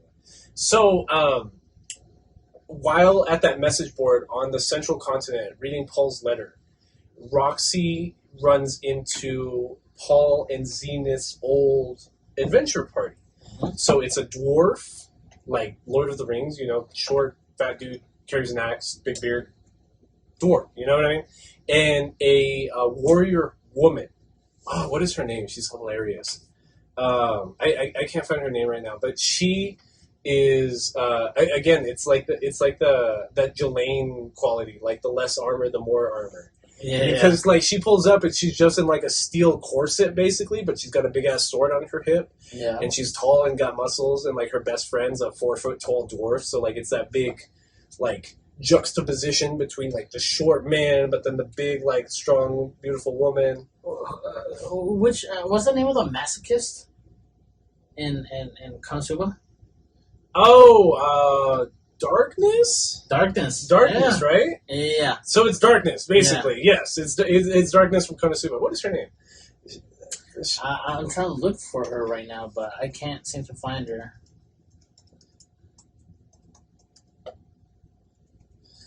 Anyways, so basically they're gonna join Roxy to go to the Demon Continent, and that's how they're going to. Roxy's going to help find Rudius. But it turns into like a joke for the rest of the season because they keep barely missing each other. Because if Rudius had been there when Roxy saw Rougier and Eris sparring on the beach, then it would have been episode over for them. But what we start getting is a whole B plot where it shows Roxy showing up to different cities that we've already visited with the Dead End Party and like asking around, and it's just like, oh, I don't know about any kid named Rudius, but there's this child named Rougier and his party Dead End, and he's Kennel Master Rougier, and there's Mad Dog Eris, and then there's basically Kennel Master. But they started calling Rudy Rougier because he fucked up. Because it's because he wasn't supposed to be there, so he wanted to gain reputation for Rougier. So he put his panties over his head. No, that's way later. Oh, that's way later. That is way later. Where are we? I'm describing basically once they joined the adventure guilds on the Demon Continent. Since most people know Rougier the Superb. Oh, yes. Rudy started calling himself Rougier, so that anytime people associated the name Rougier, they would just think 10-year-old human boy. So then, like, that's why Roxy thought it was a different Rougier.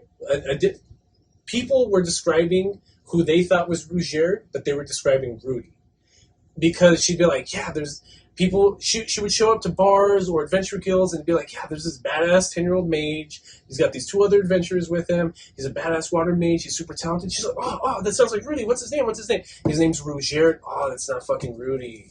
But it was Rudy that whole time. So they kept like barely missing each other. And it also shows that the scene where Rudy met the demon emperor and got the eye, and he heard a woman having like very violent sex. That was the warrior, the female warrior adventurer that Roxy was traveling with. So again, they were barely missing each other. Like she was hooking up while Roxy was at the beach trying to find Rudius, Like they were all in the same towns at the same places, but like at the wrong spots. Yeah, and again, this like reintroducing Roxy as professional anime watchers. Yeah, we're like, why is Roxy being reintroduced? Who's shipping here? Who is? What we didn't mention is he was sharing letters with her. Correct. When he was at the Boreas Grey Rat Mansion, and she was describing that she hated her new job location because it was a young lord who was a fucking pervert and was just trying to her. Just trying to like sexually assault her all day. And so to me at least, it's like, okay, I still don't know. I think I know what's going on. Yeah, but because of that reintroduction of Roxy, I just don't know what's going on anymore. Yeah. Because now at this point, when we meet Roxy's party, and I know what you're talking about, the tank warrior, Elinalise. Is that her name? Elinalise Dragon Road. I don't even remember. I'll take your. She pretty much is and we touch again on Roxy's adolescence here. Yeah. Because they have Elinalise being so sexually opened, it's like, hey, dude, I just been on an adventure all day. I want to go to the bar and get bombed. Yeah.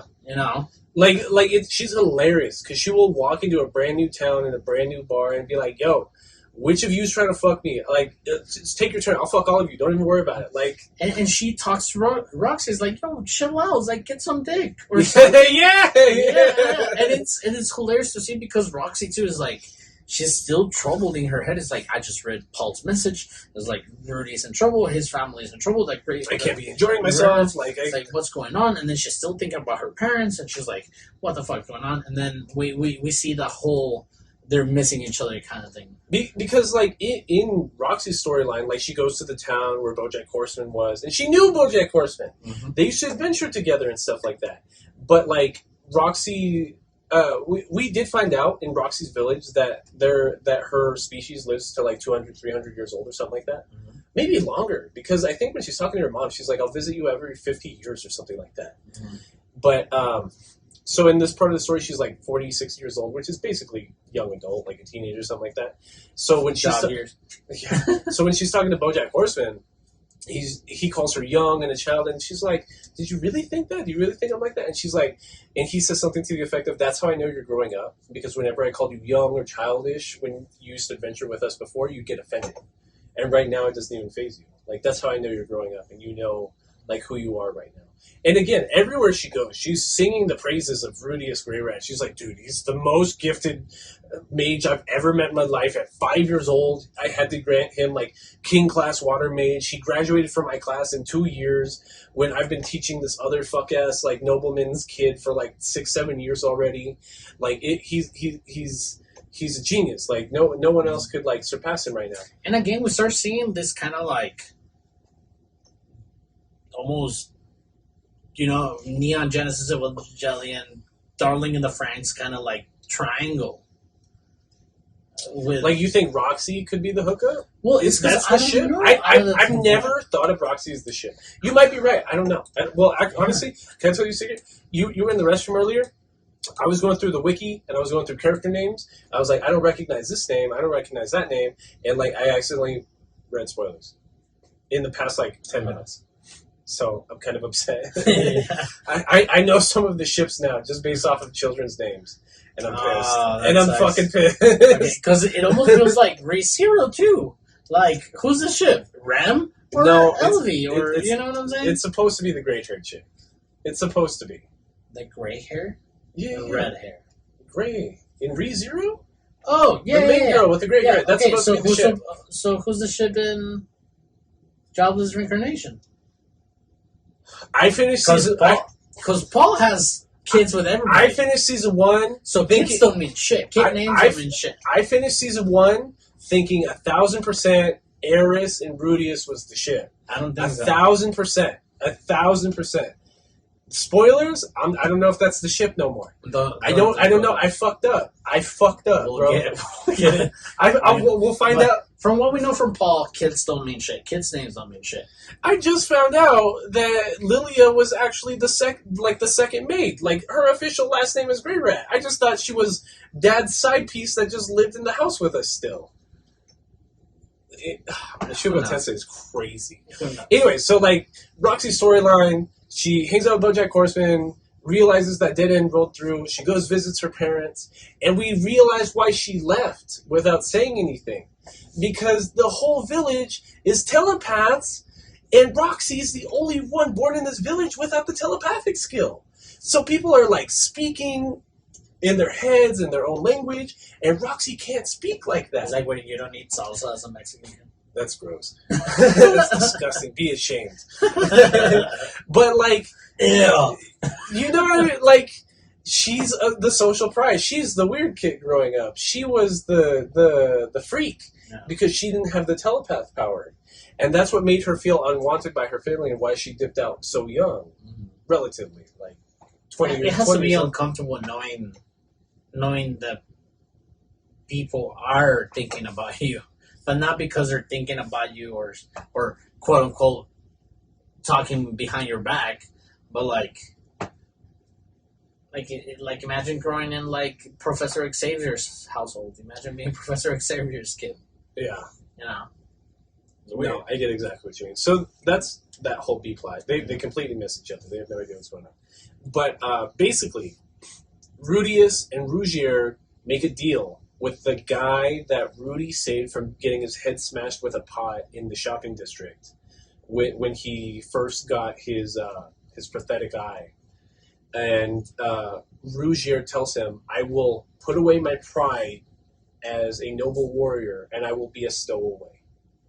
And that's how they escape the demon continent. They take a deal at a discounted price, and they make a deal with the guy. He's like, you got to do a job for me. You got to do how did he put it? He said like a delivery job for me or something like that. So like some kind of illegal goods or something. Like Rudy realizes that immediately. It's like, we're going to be importing something we're not supposed to be. So Rudy and Eris are on the bow of the ship, and Rougier somewhere with in storage in a box or something like that.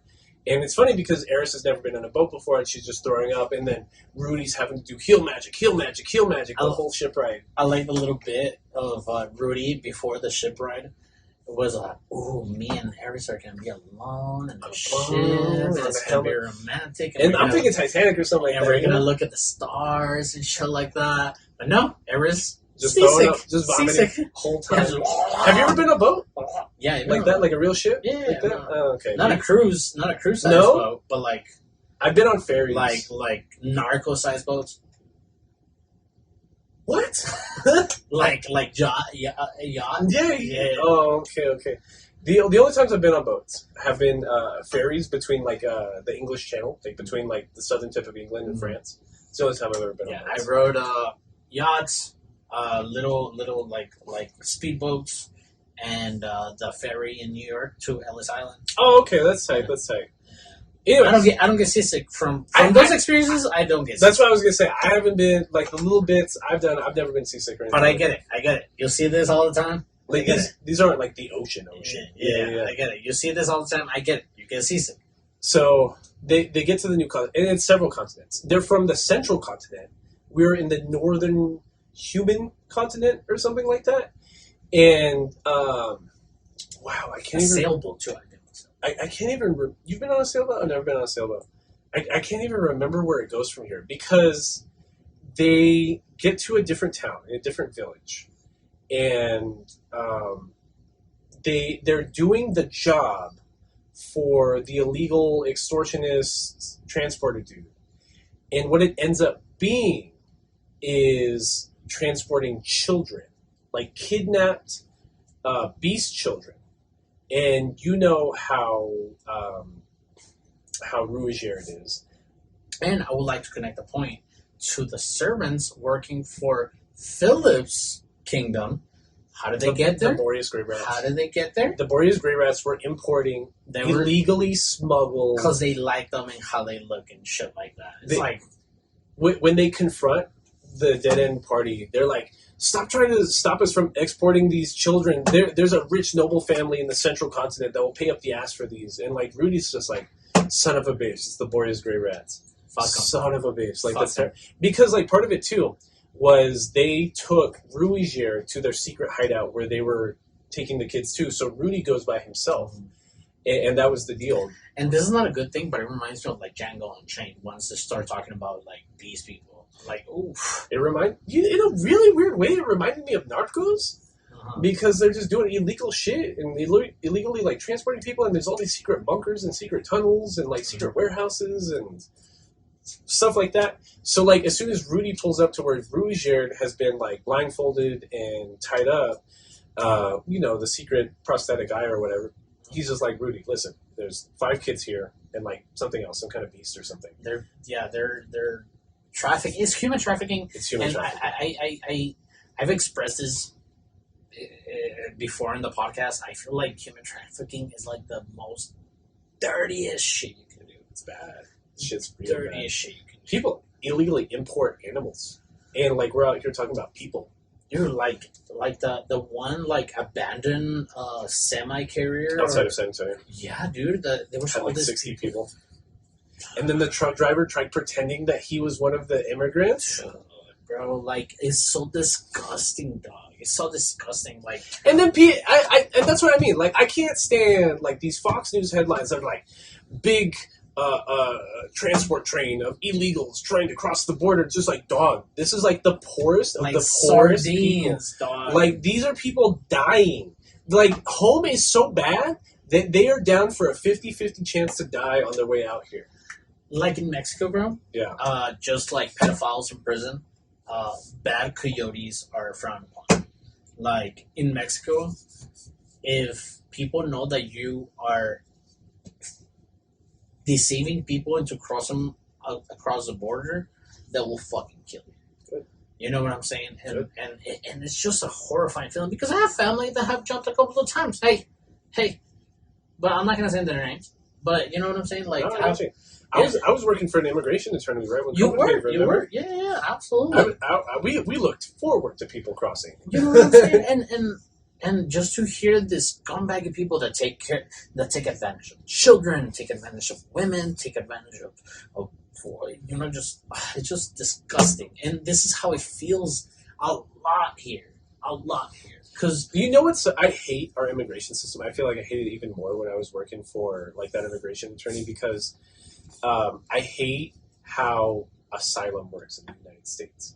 Basically, it's even worse right now. Almost the only way to like stay in the United States permanently is to apply and win a case for asylum. So you need to make a case with an actual attorney because it's actually a bunch of fucking paperwork in English and it's super complicated and weird. And it needs very specific documentation that you are part of a protected group or that you literally cannot go back home. So my boss would like probe for questions like, did you work for the government?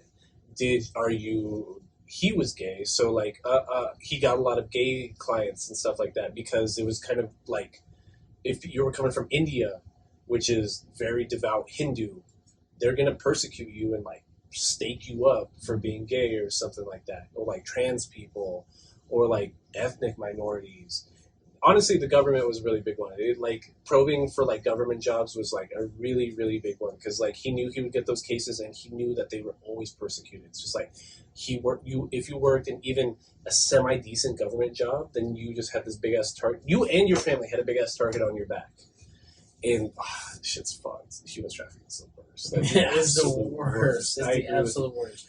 And if you guys have any, I'm gonna pull a personal plug. If you guys have any chances to contribute to any like reinstating these people who have been abused by human trafficking, go ahead and do it. Anyways, what are we talking? So Rougier, we've gotten past the point where like Rudy questions Rougier, right? And like the second Rougier tells Rudy, like, hey, there's kids involved, Rudy knows, like, we are not leaving this warehouse until we take care of the kids because that's Rougier's thing, right? So it doesn't even question it. He's like, okay, dog, where they at? Tell me where they're at. They just killed one. He tells Rudy. Yeah, he's like, I just heard them murder one. And so, like, they just, like, Skyrim, Oblivion style, just start reverse murking the secret hideout. Rudiger is just blasting people while Rudy is going to the cells. Yeah, and he's like, he finds the kids, he's trying to put healing magic on it, he finds the corpse. Mm-hmm. And something else that's funny, there's like this big-ass fluffy wolf-looking thing. It's like a big-ass white husky. And like Princess Mononoke fucking wolf. Yes, it's just big and fluffy. Cute, though. He's so cute. He's just like red markings on his forehead. He's just big and fluffy. He's like a big Jonathan. Yeah. Just like it's just a big fluffy husky. And then like so they release the kids. They're running out. Rougier's like, something else is back there, some animal or something. And Rudy's like, oh, it's that fucking dog. I'm gonna go get it. So then Rudy gets distracted while unlocking the dog because there's like magic that's cursing him there and like leaving the dog like chained to the ground. So he feels bad. He's like, oh, it's a poor magic puppy. circle. Yeah, it's a magic circle. He's like, oh, poor puppy. That's so mean. And then he unlocks the puppy and the puppy just like jumps on and starts like licking him. He's just like, oh my god, he's so soft. Like he starts freaking out. The dog is so soft to the point that like it almost looks like he's humping the dog. When a beast man walks into the hideout, it's just like, where are these kids? Why are you molesting our sacred beast? In a separate rescue mission. Yeah. So like Rudy gets like knocked out and arrested on the spot for molesting the sacred beast of this beastman tribe. And like the pacing from here, it feels like an RPG. Like you're just jumping from story to story. Now you're in jail. Now you're just in random fucking tree jail. Yeah, you need a get out of jail free card now. And Rudy's butt ass naked. He's like, I could totally bust out of here, but I have none of my gear. I don't know where the fuck I am, so I'm just gonna hang tight. I can't break out because I'm hanging on like tall ass trees. Yeah. If I get lost in the fucking forest, it's not gonna be good. It's not gonna be good. So like I'm just gonna sit here. And I'm gonna wait for Eris and Rougier to save me, and shit's gonna be great. But weeks go by, like a couple of weeks go by, and he's starting to freak out. And then like they start calling him Monkey Man. I don't know if he's actually a beast man or if he's just like a hairy human. But like the beast people arrest somebody that owed them money from gambling and puts them in the same cell as Rudy. Mm-hmm. And Rudy's all talking to him. Honestly, it gets really fucking like perverted and weird. It hadn't been perverted in a while, but then it gets really fucking kind of molesty here for a second with like the Monkey Man and Child Rudy, because like Rudy's still butt ass naked, and Rudy goes out of his way to make the Monkey Man uncomfortable. Like as soon as he busts in the cell, he's just like laying there, like sprayed out with like his legs open. He's like, "Hey, man. Fancy you're here. It's weird that they arrested you with clothes on. They took all my clothes, and I'm just sitting here naked. Weird, huh? 10-year-old boy laying here naked in front of you. What are you gonna do, dog?" Very next, like scene or like 2 scenes later, he's like rubbing Rudy's back and giving him a massage. And again, Rudy's butt ass naked and like 11 years old. Like super fucking weird. Super fucking weird. But see, that's what I mean. Like Mushoku Tensei has so much going for it, and then there's just like these really weird bursts of like just insanity, just like really uncomfortable horniness, like and like the characters in this part of the story are children, so it's like fuck, like it's super weird. So even more time goes by, like since Monkey Man gets arrested, a couple more days go by. The village is on fire, and what we learn is that it's the exporters, the illegal traders out here to steal more kids because they lost that whole shipment that Rudy let go, right? Uh-huh. So they are at the home village trying to steal these kids. They're lighting the tree village on fire. And there's something else that was happening. During the past few days, every time this one like beast woman would come by, she would throw cold water on Rudy because they really thought he was being perverted with the wolf thing and that it wasn't just like soft and white. They really thought he was like trying to fuck the wolf sacred beast or whatever they're calling it. But so Rudy busts out of the jail cell and with the Monkey Man starts fighting against the coyotes. Well, it's not even a coyote. It's like they're human traffickers. Like they're slavers. Like they are capturing people to trade them on the open sea. And the main guy that Rudy had saved in the market in that one town in the Beast Continent ends up being the ringleader for these illegal smugglers. And he's actually like a king class swordsman. He fights like super agile style, and like even with Rudy's like foresight eye, he moves so quickly that he can't see him. So he's just like, holy shit! Like I don't know how we're gonna fight this thing right now. But the Beastman that arrested Rudy originally when he thought he was humping the sacred beast, like while working as a team of 3, so it's Rudy, this other Beastman, and the Monkey Man. Like while working as a team of 3, they're able to kill him. And I think Rudy just blasts him in the face. So like the other beast dude is like tanking the king class swordsman and like distracting him, and then like pushes him back, and that's when Rudy gets like one really good like just blast. I don't even know what magic it was. It wasn't fire, it wasn't water, it was just like this big energy blast like in the face and kills him. And he passes out because he got cut a couple times. And then when he wakes up, Eris is finally there, Rougeret's finally there. And Eris is just like, what the fuck happened? I heard you killed a king-class swordsman? Like, how did you manage to do that, Rudy? What the fuck? He's just like, I killed him? Did I win? I don't even... So it ends up being a really cool couple episodes. It's just them hanging out at the Beast Village. It's like the closest friends that Rougeret's made this whole time. Because they don't know what's going on in the Demon Continent and the rest of the humans. They're just like, dude, you're a cool bald man that helped save our burning village. Like, you are dope as far as I'm concerned. And I don't know about you, but I felt like a complete idiot that I did not connect it to Ghislaine. I was thinking it because it's a long segment. It's like 2-3 episodes, right? And it's not until like the very end of that segment. I'm like, of course it is. It's near the very end of that segment. Like you see the dude, he's just a wolf person. He's a beast man. The male version of Ghislaine. So like they're describing. He's just telling a story. He's just like, I'm so glad you guys are here. I remember back in the day, my sister. Yeah, he sees the ring. Oh, he sees Ghislaine because like. When Eris graduated from Ghislaine's apprenticeship in in swordsmanship or whatever, she got a ring for her 10th birthday because it was that same day. Yeah. And like he sees that ring, he's just like, "How do you have the crest of my people on your fucking ring right there?" She's like, "Oh, my swords master Ghislaine gave me this." Ghislaine gave you this, bro? Right here. As soon as he started talking, it just gave me fucking like a Akame ga Kill flashbacks of our tiger girl or our lion girl. It's like, no, dude, he says exactly what happened to Akame ga Kill girl. It's like, that's surprising. I thought he was just died in an alley somewhere. I was like, what?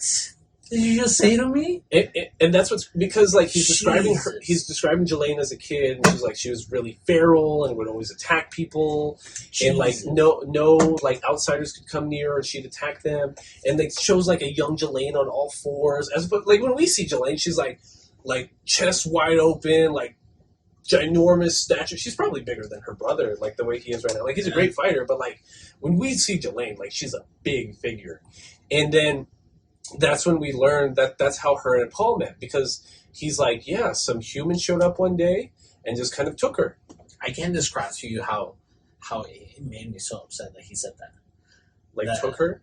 Or that she probably died in an alley. Yeah. I was like, holy shit. Your sister, bro. No, not that, dude. Like, connection I had with a character in Akame ga Kill. Oh, you know what I'm saying? Yeah, for him to say that, it's just like, made this whole, like, I don't know. I was upset. I was like, holy shit. Like, he said that. And then Eris is like, fuck you, motherfucker. And it goes at Ghislaine's the best pussy. Yeah, like, I would die for Ghislaine. Fuck you, blah, blah, blah. It is amazing. And that's when his daughters, who were the young beast woman girls that they saved originally. Tona and something else. Yeah, that they never knew who their Aunt Ghislaine was. And they were like, what do you mean Ghislaine's a badass warrior, Dad? You never told us that. You said she died in a ditch somewhere. Yeah, you just... Oh, and it's fucked because, like, Eris starts training the young beast daughters. Mm-hmm. And it starts to teach them a language, too. Yeah, starts teaching them, like, the human language. Oh. Eris finally starts learning beast language. She's been living, like, amongst beast people and demons for, like, 2 years already. Mm-hmm. Like, a long period of time has gone on since, like, the Mana event. Mm-hmm. I just really think I understand so much more why Paul told Rudius, like, hey, stay the way fuck from Delane, she's mine. Because he rescued her from that village. She was basically a stray in her own village.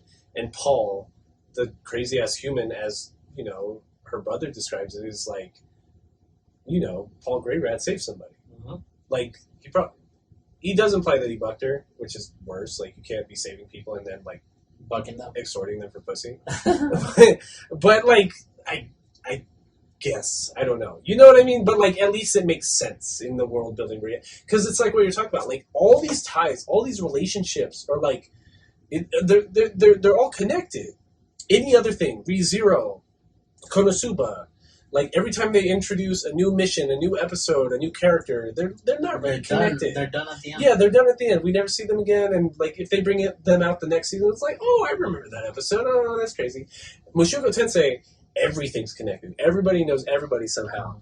And so our village trains with the beast people throughout the wet season and helps protect them from poachers, like throughout the rest of the rainy season.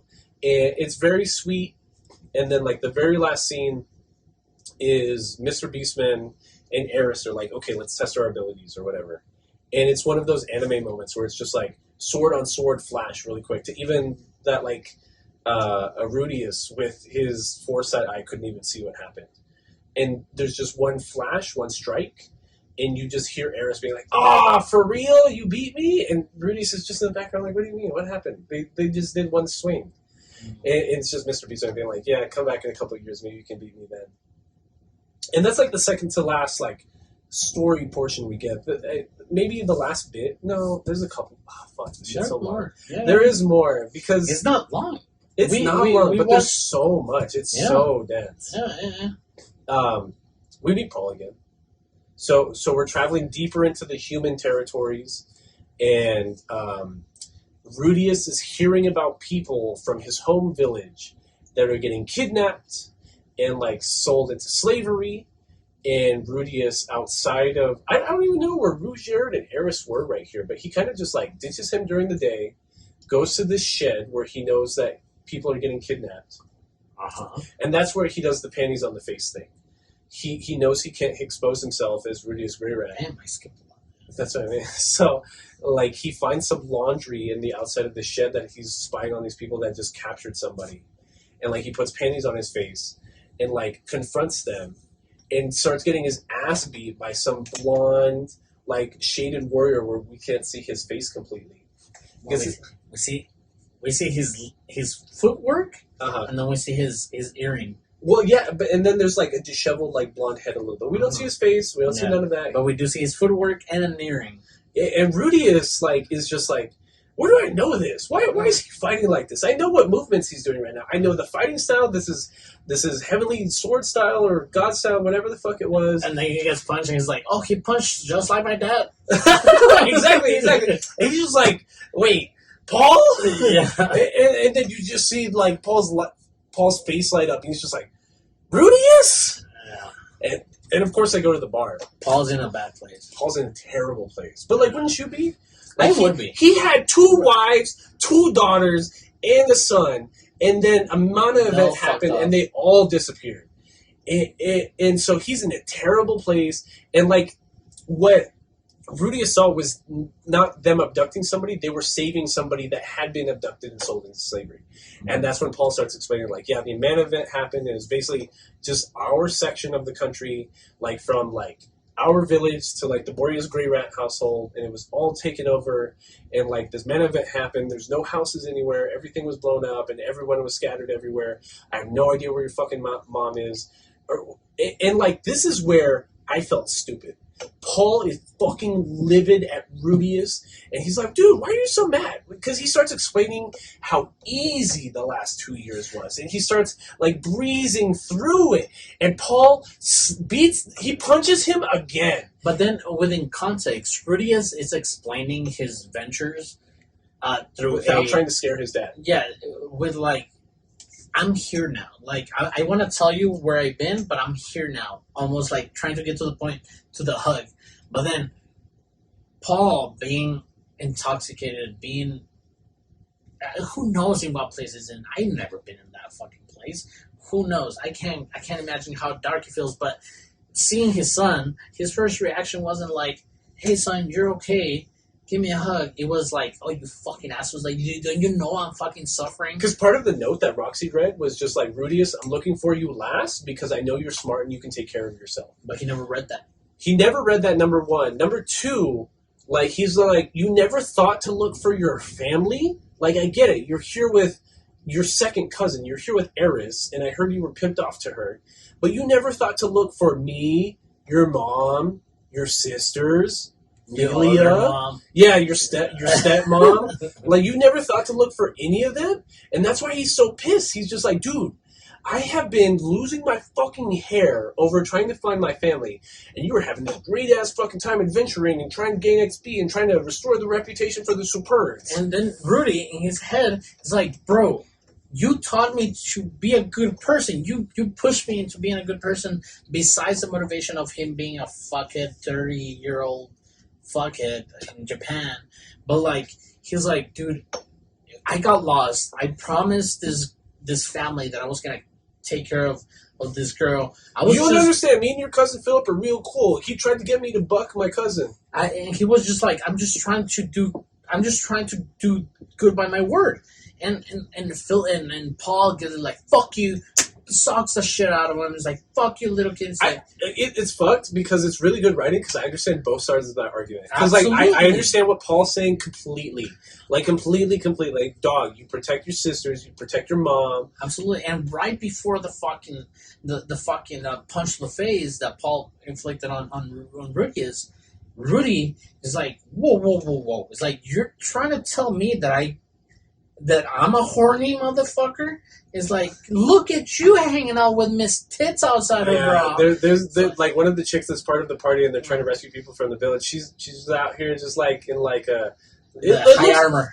It looks like a modern tutu. It's just like cloth over the tits, and then just like look who you're hanging out with. And she's like hanging on his arm. Like, should I be expecting a third little sister? Ooh. And that's where Paul's just like, fuck you. Oh, I would have hit him too. I would have hit him. I would have hit him too. But not on the right. I'm not on the right. But he hits him. But I understand what Rudy's saying too, because Rudy basically at the Boreas Grey Rat estate established that he was going to marry Eris. Like, Eris is his love. You know what I mean? Like, he's like, even though they're young, like they're 12 and like almost 15 respectively at this point. In my head, I have three ships. Yeah, I have Eris, Sylphie, all with Rudius. We're just talking Rudius ships. Yeah. Oh, okay. Yeah. Yeah, that's right. Like Sylphie, Roxy, and Eris. Honestly, like. But see, that's what I mean. Like, I feel like the second half of season 1, they really treat it like the only ship you should be thinking about is Eris and Rudius. And yeah, he's just like, dog, that's my girl. You know what I mean? Like, I got to help my girl get to her family. What do you mean? Like, my family is now second to hers because we're family now. Like, it's my girl. That's my future wife, right? And it's they kind of come to an understanding after, like, Paul sobers up the next day. Well, after that intrication, after both prides are hurt, after both egos are hurt, Paul shows up to the same bar again. And one of his friends comes up to him, and just like... You know who it is? Zenith. It's Monkey Man. It's Monkey Man? It's Monkey Man. It's Monkey Man. So they're leaving the Beastman village, and that's where we learn about the 12 gods or whatever, because there's a marking on the side of the road, and it's called the King's Monkey Road. Man from Beast? Yes, from the Beast Village. Yes. So, like, the Beastman finally serves his prison time throughout the rainy season that they were with the Beastman at the village. He leaves with our main crew with Dead End. And then he, once they get to that town where they find Paul and it's got a bunch of waterfalls and really cool architecture and stuff like that, he leaves them. He's like, hey, I've got some friends here. I got to go see what's up with them. It's Monkey Man at the bar with Paul the next day. That's just like, yo, your son sounds fucking badass, dog. Like, why are you mad? He's 10 years old, out here on the demon continent. Like, would you rather see him dead? Yeah. Missing a limb? And that's what I mean. It's cyclical. Everybody's connected. Like, Monkey Man knew Paul. You're right. I missed that one. I'm surprised you didn't pick up on that one. No. And it's beautiful because just like how I drew my life, I like to rely on my friends, and I like my friends to rely on me. And here, here having somebody come talk to you and be like, "Hey, dog." So, like, it's a real friend that will tell you what you really need to hear. You know what I mean? Yeah, exactly. It's like you're pissed, but you're acting like a fuck ass. I Like, know. You're. So Paul gets his come to God kind of story to sober up, and like this is like where he actually does level with Rudy. So he's like, listen, like I shouldn't have acted like that, but I am freaking out trying to find Lilia and your younger sister. Wow, what is her name? Aisha. Aisha, yeah. I'm freaking out trying to find them. Like, don't get me wrong. I am and Zenith's daughter's there with him, and she hates Rudius because she sees like how upset Rudius is making Paul. That she's like, who the fuck is this weird ass man, Dad? I think here the most powerful scene to me was the bartender interfering with a conversation they had the next morning at the bar, because it's an empty bar that hasn't opened yet. Yeah. You know what I'm saying? And Rudius is just having a conversation, head down, and his dad is trying to convey his feelings to him.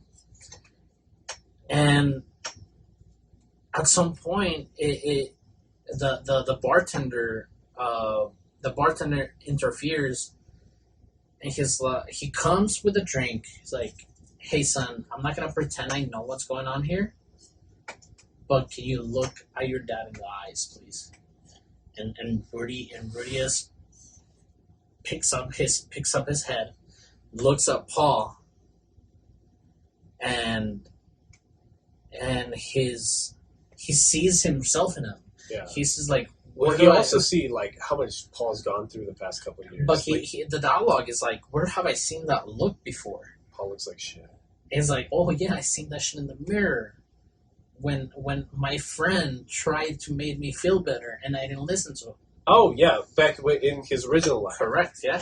After the abuse he had in his other life, his best friend just came over and tried to play video games and like try to hang out with him and make him feel better, but yeah, he was just angry and berated him instead. And so they come to an understanding, and that's where Rudius tells Eris and Rugier, like, we got to go find Lilia and my younger sister. Mm-hmm. And they take another boat. They finally get to the central continent, but that night, the man god visits him again. And he's like, hey, look, you listened to my advice to the T, and nobody got their head cut off unnecessarily this time. Good for you, bro. But listen, when you find your sister, do not tell her your name. And that kind of hurts Rudius' feelings, but he's like, okay, I gotta trust you from here on out, whatever. Mm-hmm. And again, tying everything together, they're at the kingdom where Roxy went after leaving the Grey Rat household. With the salty ass Lord. With the perverted ass fucking Lord's son. And basically, like, almost immediately, I think it's from what the man god told him, Rudius finds his younger sister, like Lilia's daughter. And she's running around being like, I gotta get this note to my mom in the castle, this note to my mom in the castle. Some guards are like following her and chasing her and trying to assault her. Rudius just does, fucking no incantation magic and just scares them away. That night, they figure out where he's staying, send him a letter signed from Roxy, and tell him to meet him at the castle the next day. And that's how he's going to find Lilia. He goes there, and it was a lie from the guards of the perverted lord that Roxy was teaching. He is so obsessed with Roxy that he made his guards write that fake note so that Rudius would show up so that he could kidnap him in a magic-proof cell to bait him. To use him as bait for Roxy to come back home. So that he could... And the language he explicitly uses is no longer just weird fucking perverted lord stuff. It's I'm gonna rape her in front of you. I am going to rape her in front of you, and it's going to be violent and evil, and just like every like terrible adjective like that can be associated with this thing. He says it, and he's like, "You're going to watch. You are her secret lover. And he's just like, dude, she's just my teacher. She's just my teacher. Like, you are taking this way too far, bro. And we talked briefly about the figurine making, which reminds us of like, right before he goes into the magic cell, Lilia is handcuffed, like, right in front of his chair. Yeah, in front of the little throne thing he's got. Correct. But there's no interaction or anything. Yeah, he just doesn't know. He's just like, he gets put in the dungeon. But, like, the whole figurine aspect of, like, the entire thing, because, again, we have more circling back of connections, because when Roxy was the tutor of said rapey lord, the lord had gotten hands on a Roxy figurine who Rudy has sold for money to a merchant. Yeah, back in, like, the demon continent, in the demon continent or some shit like that. So now it just goes full back circle to that figurine. So yeah, it's the fat chubby lord. I'm not gonna look up his name. The fat chubby lord that's obsessed with Roxy. His brother is the one that's obsessed with the Roxy figurine and finds it. That because, like, in Rudius's backpack, when he shows up and they confiscate his goods, they find a very similar figurine of Rougerd.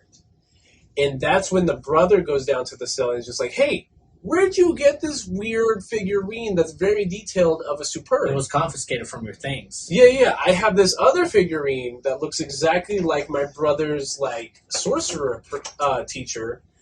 And like, he takes off the dress and it's got secret arms and, like, secret lewd styles. And what bonds them is that, like, it had some imperfected mole underneath her right armpit. I had that filed away. And then Rudy explains, just like, look at where her arms are placed right now. You see that, like, nipples weren't made on it, and, like, you can't see her panties. You can't see. She didn't have time to cover. She couldn't hide anything except for the birthmark underneath her arm. So you being able to see that is both, like, a shame and a kink for her. And the brother, all perverted about this fucking figure, is just like, oh, son of a bitch, I ruined this figure, oh no! And even in Rudy's head, he's just like, wow, he's like those weird loser nerds that invade anime conventions and steal all the perverted manga. And taking pictures of crotches. Yeah. He's just like, he's exactly like those weird nerds from my world. And it is really funny to see the eccentric view of, like, this character now being like, dude, your figurine is so cool.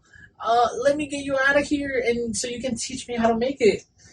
What's also happening is, like, since this is the second time in a couple months that Rudy's been kidnapped, like, Eris and Rougerd, like, figured out where he was. They're at the castle, and they're working with the guards. The guards are in on it, and they let Rudy get captured on purpose so that they could implore the Dead End group to help their families escape, because the royal family was, like, imprisoning them, and that's how they were forcing them to work and stuff like that. Yeah, something very fucky is happening with the royal guard here. Like slavery. Extortion. It's extortion. I have your family, and I have Jonathan, and I'm gonna shoot Jonathan if you don't record this podcast right now.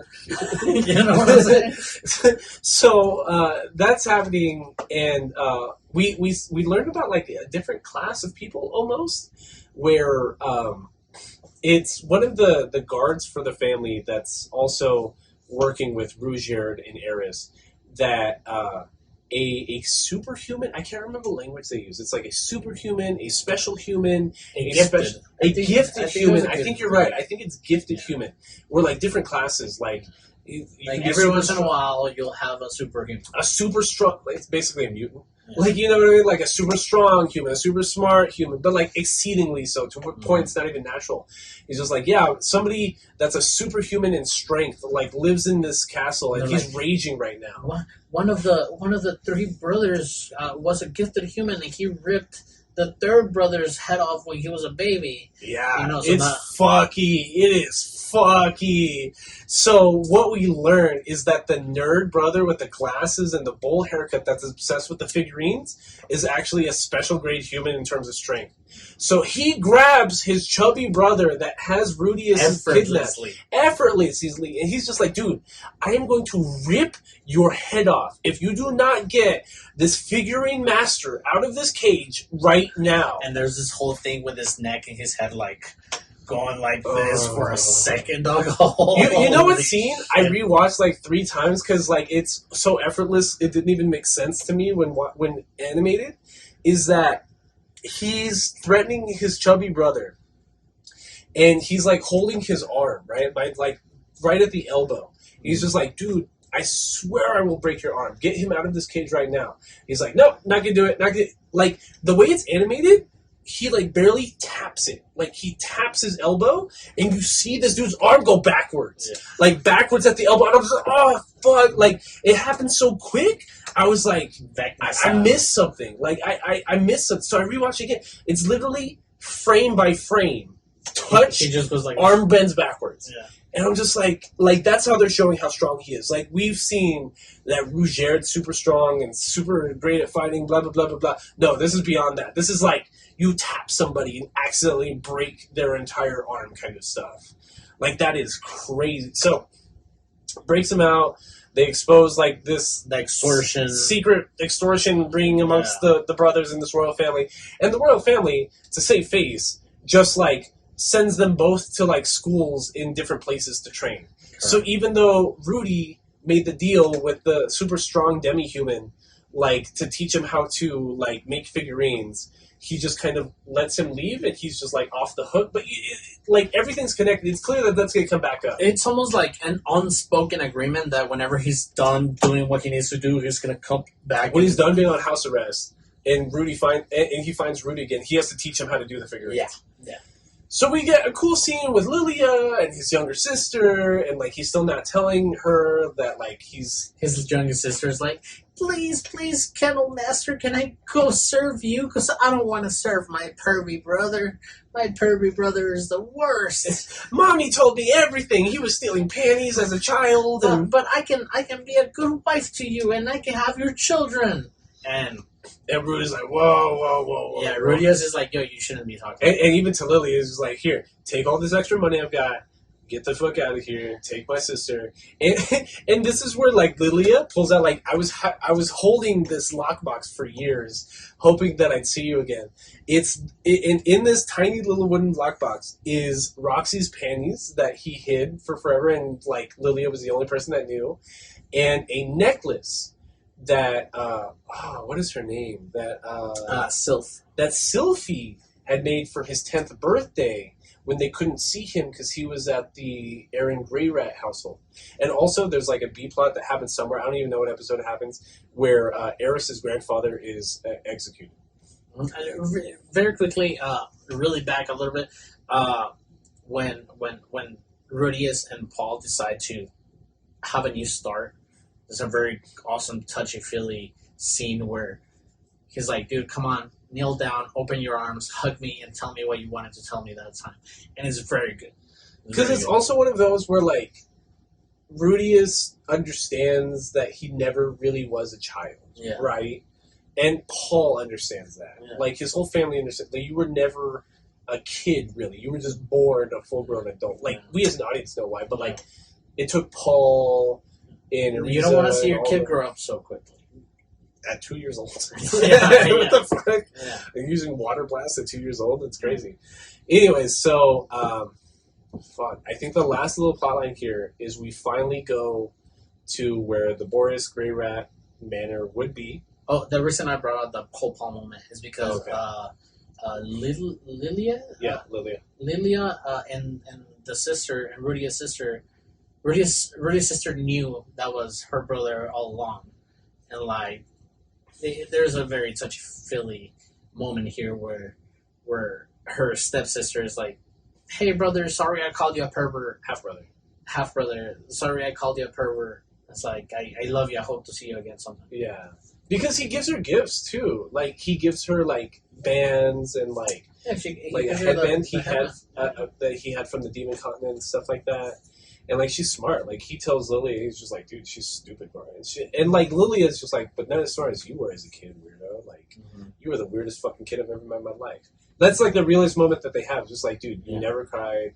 You read at 3 years old. You were doing wordless looking at me. You were looking at me. You were doing wordless incantations at 3 years old. Like you're the wildest fucking kid I've ever seen in my whole life. But this last little bit, we finally get to where Eris's manor would be in Eris's household, and like as an audience, we know that her grandpa's dead and that he was blamed for the mana disaster, even though it's not his fault. He just like Philip was blamed, right? The grandpa was blamed. Oh, the grandpa. The grandpa was blamed. The grandpa was beheaded. We don't know where Philip is. We don't know where Philip is at this point. Yeah, but they pull up and it's just tense. It's a tense city. And we finally see Jelaine, we see the butler, and they're like, dude, like, your grandpa's dead. They're going to try to marry you off to one of your cousins to try to rectify, like, the sanctity of the household or whatever. And Rudy is, like, tries to leave in the middle of this conversation with her butler and Jelaine. He's just like, oh, I don't know if I belong here. And, like, Eris is like, fuck no. Eris holds his hand and like holds him steady and is like, no, he's with me. What do you mean? Like, fuck off. Tell me what you gotta tell me. And that night, after all that, after learning that she might have to like, it's a very Casca guts moment here. Yeah. They've been through a lot together. They've been adventuring together. They basically grew up together. The past like, it's been about like half the season, but in the time of the universe, he was like, what, like 6, 7 when they met? And she was like 10? She's about to turn 15? So she's 15. That day she's 15. Yeah. Like that day she's 15. So they've been together for like 5, 6 years at this point. And that night, like all this weight of adulthood like coming on her and like all this other stuff. Thinking about her people, thinking about her legacy. She goes into her tent and she's like, life. Yeah, and she goes into his tent and she's like, I turned 15 the other day. And he was like, oh, I forgot. I'm sorry. Yeah. And she just like takes off that nightgown. It's a direct relation to that scene that was 5 years ago where like she showed up shyly in the nightgown. This time he's the shy one. And he's drinking wine. He's nervous. He's like shaking the wine. But I thought it was funny because, like, Middle Ages, like, kids were drinking wine because there was no clean water. Like, so you drank wine to hydrate. Not enough to get drunk because then you feel worse. But, like, because of the alcohol content, like, bacteria doesn't grow as quickly in wine. Correct. So that's what you did to hydrate. You loosely, like, drank wine. So, like, and yeah, you're right. Like, he's got the wine glass in his hand. He's shaking. He's freaking out.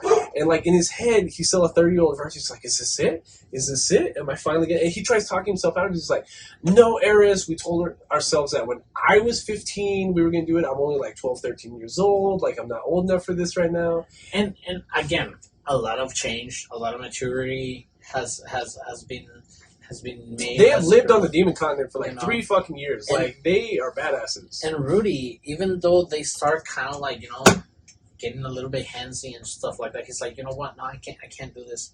He just can't have that in his head right now. Yeah. And it's crazy. It's funny because Eris is like, hold on, I just want to tell you something that my mom taught me. Oh! And then she goes up to her ear, up to his ear, and he's like, I want to be your kitty. I want to be your cat girl. Oh, because again, it's one of those things where like the Boris or Draymond family has this weird obsession with like beast folk or whatever. So like when she like begged in cat form 5 years ago, now she's begging for sex as a cat. And Rudy's just like but like she's on top of him too, and he gets a boner, and she's like, "What is that? Why is it getting bigger? What does that mean? You like me?" And you know what he says? It's because you're so cute. And I was like, "Is that a mage staff in your pants?" Or you just haven't seen it? But like I think the part I related to the most was like, "Yeah, I got a boner because you're so cute," kind of thing. And she's like, "Oh, so you do like me?" And then they buck. And then he wakes up the next morning, throws up in the tent, and he's just like, oh, these smoking a cig. Yeah, just like, I bucked last night, I'm a man, I'm a stud, I'm out here. And then he finally takes time to look over his tent, and like, her long red hair is all over the floor, and with a note that says like, hey, last night was wild, ... But that's not really what it says. I'm paraphrasing. But like, last night was crazy, ... We're not ready for each other. We're not ready for each other. So I'm going on a mission with Jelaine. I'll see you in another 5-6 years or some bullshit. Yeah. And he's heartbroken. Like, he loses his virginity. He's been waiting, dog, like 40 years for this. Like 45 years in both worlds combined to lose his virginity. He finally loses it, gets broken up the next morning. That night, if anything. She had written that note that night. She put his ass to bed with pussy and then dipped.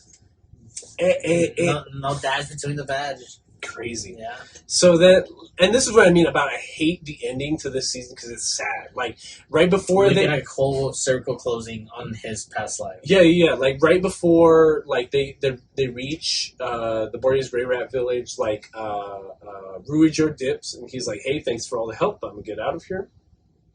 And then mission accomplished with Roger. Kind of. Well, we missed like a whole scene. God damn it. I'll get there right now.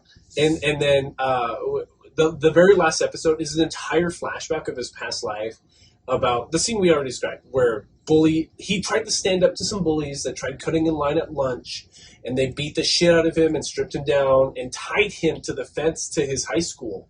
And that's what shamed him into never wanting to go back to school. And his parents tried being supportive and be like, we'll get those bullies, we'll put them away, X, Y, and Z. But the scene I missed completely before they get to the Boreas Grey Rat estate that's actually really crazy and really important and really fucked up is they're traveling down a mountain pass. And they're traveling down a mountain pass in the snow with an ox that's helping carrying their luggage. And they see two like passers-by on this small little ice bridge on the side of a mountain. And like as soon as these people appear in vision, Ruijiro is like, do not fucking move. And even Eris is like just frozen, stunned in place. And Ruijiro is just like, what do you mean? Why are you guys acting so weird? Ruijiro, don't be weird. Why are these people walking up here? The ox freaks out and jumps off of a mountain. And this is immediately after a conversation we had where there's a colony of red dragons. And Rudy and Ruijiro are speaking out loud. And they're just like, can we go fight those dragons? There's like, no, we could probably kill one dragon, but they fly in a flock, and there's no way we could kill a whole flock of dragons. And then what's ironic is that we meet the dragon god right here. Orsted. And then, so Ruijiro and Eris are frozen still, and Rudius is just kind of really curious, and he's more like interested in why they're freaking out as opposed to like. And the explanation that the Hitogami, the man god, gives is that it's because you're not from this world, so curses do not affect you. So we get a crazy ass scene where like it looks like Orsted and this girl with like a Japanese style mask are gonna like just walk by. Instead, like Ruijiro, all stupid as fuck. I mean, Rudy, all stupid as fuck, even after Ruijiro told him not to move, turns around and he's like, hey, why are my friends scared of you right now? Who are you? And Orsted looks at him and he's like, you're not afraid of me right now? He's like, not at all, bro. What's going on? You haven't done anything to me. You haven't done anything to me? And that's when Ruijiro grabs his spear and he's just like, run! Fucking dip! Now! Well, no. The conversation went... So Rudius is like, yo, bro, like, why are my friends fucking freaked out right now? It's like, I don't know. It's like, who the fuck are you? He's like, oh, sorry, my name is Rudius Great Rat. It's like, and then the man god's like, do you follow the man god? Orsted was like, really? Like, Paul should only have 2 girls, which again it triggers in my head as an anime watcher. I'm like, wait, was there a timeline disruption here? Honestly, that's not explained, but it's spicy. You know something crazy is going to happen. There's a timeline disruption, and not only that, but Oster can sense a timeline disruption just by knowing that Paul had a son. And then as he's saying, like, yeah, I'm Paul's son, is like, do you know the man god? It's like, yeah. I talk to the man god in my sleep all the time. He hasn't finished saying the Y in yeah, and Root and Orsted? No, Rougier. Rougier fucking blocks an attack. Yo, get the fuck out of here. Goes into this amazing speed fight. Yo, I feel fucking chills right now. What I was talking about earlier, about like peak animation and like it like flexes itself. The beginning of that episode is them at camp, and Rougier bestows upon Eris that she's now no longer a novice. He's like, you've graduated up. You're really good. You're a warrior now. You're a warrior now. You're a real warrior. And like I remember thinking, this is like the first 30 seconds of the episode. I was like, wow, I haven't seen good fight animation in a while. Good for me. Like, I'm glad that they did that for me. Like, halfway through the rest of that episode, you just get like clink, clink, clink, clink, like Dragon Ball fights. Like, they're moving so quickly you can't even see what's blocking or what's hitting. But it's better than Dragon, because Dragon Ball is just like no, here we're seeing, it's just a blur. We're seeing every single fucking like spear stroke, and fucking Ostrich is just like. But you know what's crazy is that like you see all these blocks happening so quickly, but you will every other frame will be like Orsted getting him in the gut, getting him in the chest, chopping like 5 blocks and then 5 blocks, 5 blocks, and then Rougier. Like we've never seen Orsted lose a fight. We've never seen Rougier lose a fight. Yeah, or get struck, or get hit, or anything. Yeah. And then he gets struck 5 times, and then boom, knocked out, and they do the whole fucking anime knockout flip. Yeah. And he lands on the floor, unconscious. Fucking Eris comes in, and he's like, "What the fuck?" Ah! And then he just like pin slaps her into the wall. Well, she tries defending. She says, "Rudius, get back!" Like they both understand that Rudius is not nearly as afraid as he should be. So she jumps in, trying to save her man, being like, "Rudius, get the fuck back right now!" Like it's like. Like the way like my dad would treat like my younger sister when she was doing some buck ass shit and she was about to get hurt. You know what I mean? Like that put down your foot kind of parent stuff. Like, dude, you were about to get hurt. Send the fuck back. And like like what you're talking about, she just gets like punched once like in the gut and is just like anime style, like stuck in the wall kind of thing. It's like and Eris and Rudy Ostrich gets a hold of Rudius and touches his chest. I got the chills when that happened, bro. I was like, don't touch me, dog. Touches his chest, and then immediately Rudius is like, just like bombing blood. And he's on the floor. And then Eris is still like, fuck you, I'm gonna fucking kill you guys. She's trying to do her weak ass fire blast from the bag. She just sparks up some fucking little sparks off her hand. And Rudy, and here's where fucking Full Metal Alchemist falls so short, because Rudy is using all types of magic. She's using wind magic, and then uses earth magic to like pull himself out. So he's laying front face on the ground, uses wind magic to lift himself up, leans on earth magic with a pillar that he made. And then he's using his left hand to fucking do fire magic. And he's doing an incantation. Like, we know how big of a deal it is for Rudy's to do an incantation. He's just like, dear flame god, please give me the biggest blast. Something. Like, he's actually conjuring a spell. And the flame changes colors. It turns purple, bro. I was like, oh, fuck. Big-ass purple blast. And then you just see Orsted, like, make, like, it looks like the Skyrim fucking dragon eating itself, kind of. Ouroboros? Yeah.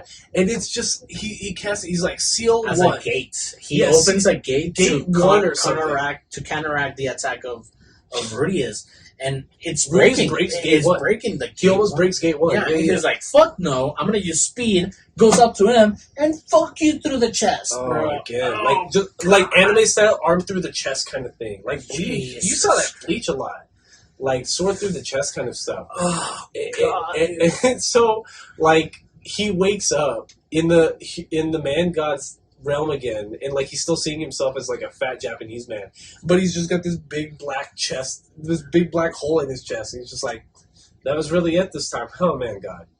And like man god, and this is where man god explains, like, yeah, you heard about the other gods, you heard about the dragon god, you heard about the tactical god, you heard about, you know me, I'm the man god. This is where he explains the curses. Yeah, you didn't think they were real? What do you mean, bro? Like, you heard about all these.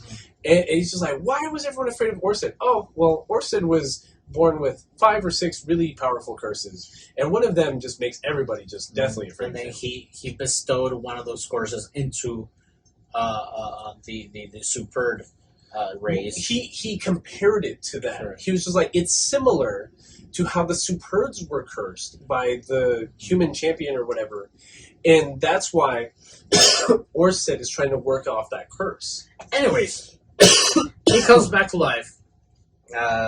Eris is so loving at this point because she got humbled the fuck out, you know. But then again, we go back into the scene of the nightstand. Well, Orsted is the one that did the healing magic on him. Did he? Yes. So, like, right before he passed out, right before Rudy's passed out, the girl with the mask was just like, hey, what if he's... And then goes to black, and then that's when we wake up, and Eris is just like, yeah, I don't know what's up with that dragon god dude, but, like, he just murked the shit out of you, walked back over here, healed you, and said that you guys should probably never meet again. Mm-hmm. So, there's a lot of open questions when it comes to Orsted. When it comes to season 2, badass character design. Badass character. He has like scaly like makeup on him. White hair, like big, like mutton chops. Yellow cat eyes. Yellow, like a snake. Eyes. Like a snake. Yeah. Like big puffy jacket, and he's just like, God, I fucking love Mushoku Tensei. But yeah, the last episode is just explaining how Rudy since past life was basically sexually assaulted by bullies at his school and shamed because he was fat, and they put his wiener on display, and that's why he's sad. And that's why I didn't like the ending, because like it's only 23 episodes that are canon. There's one OVA episode. I couldn't find the OVA on Crunchyroll. I don't know where the OVA is. Funimation. Oh, is it? I didn't see the OVA. Japanese song. Did it? That's why I didn't see it. But anyways, episode 21 is that Orsted scene. We'll talk about it whenever season 3 comes out. I'm with it. But then episodes 22 or 23 are like the breakup with him and Eris, and then the background on him being and it's not just the breakup. I understand your feelings about being a sad ending. But yet again, this is a redemption song. This is Rudy, and not only just Rudy, but his past life, realizing that he could have just stand up and go forward with his life. Yeah. And he started to remember his mother.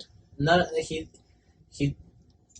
didn't care for his parents in the past life, but now that he's a new life, and I feel like this is one of the tones that is very underlining in the entirety of the story. Is like, the past is the past. It's your new person now. Like, you have to do what you think. You stop dwelling on the past, live in the present. Yeah. You need to look for your mom, and again, knowing that the mom was a retired super mage, it makes me believe that she's okay.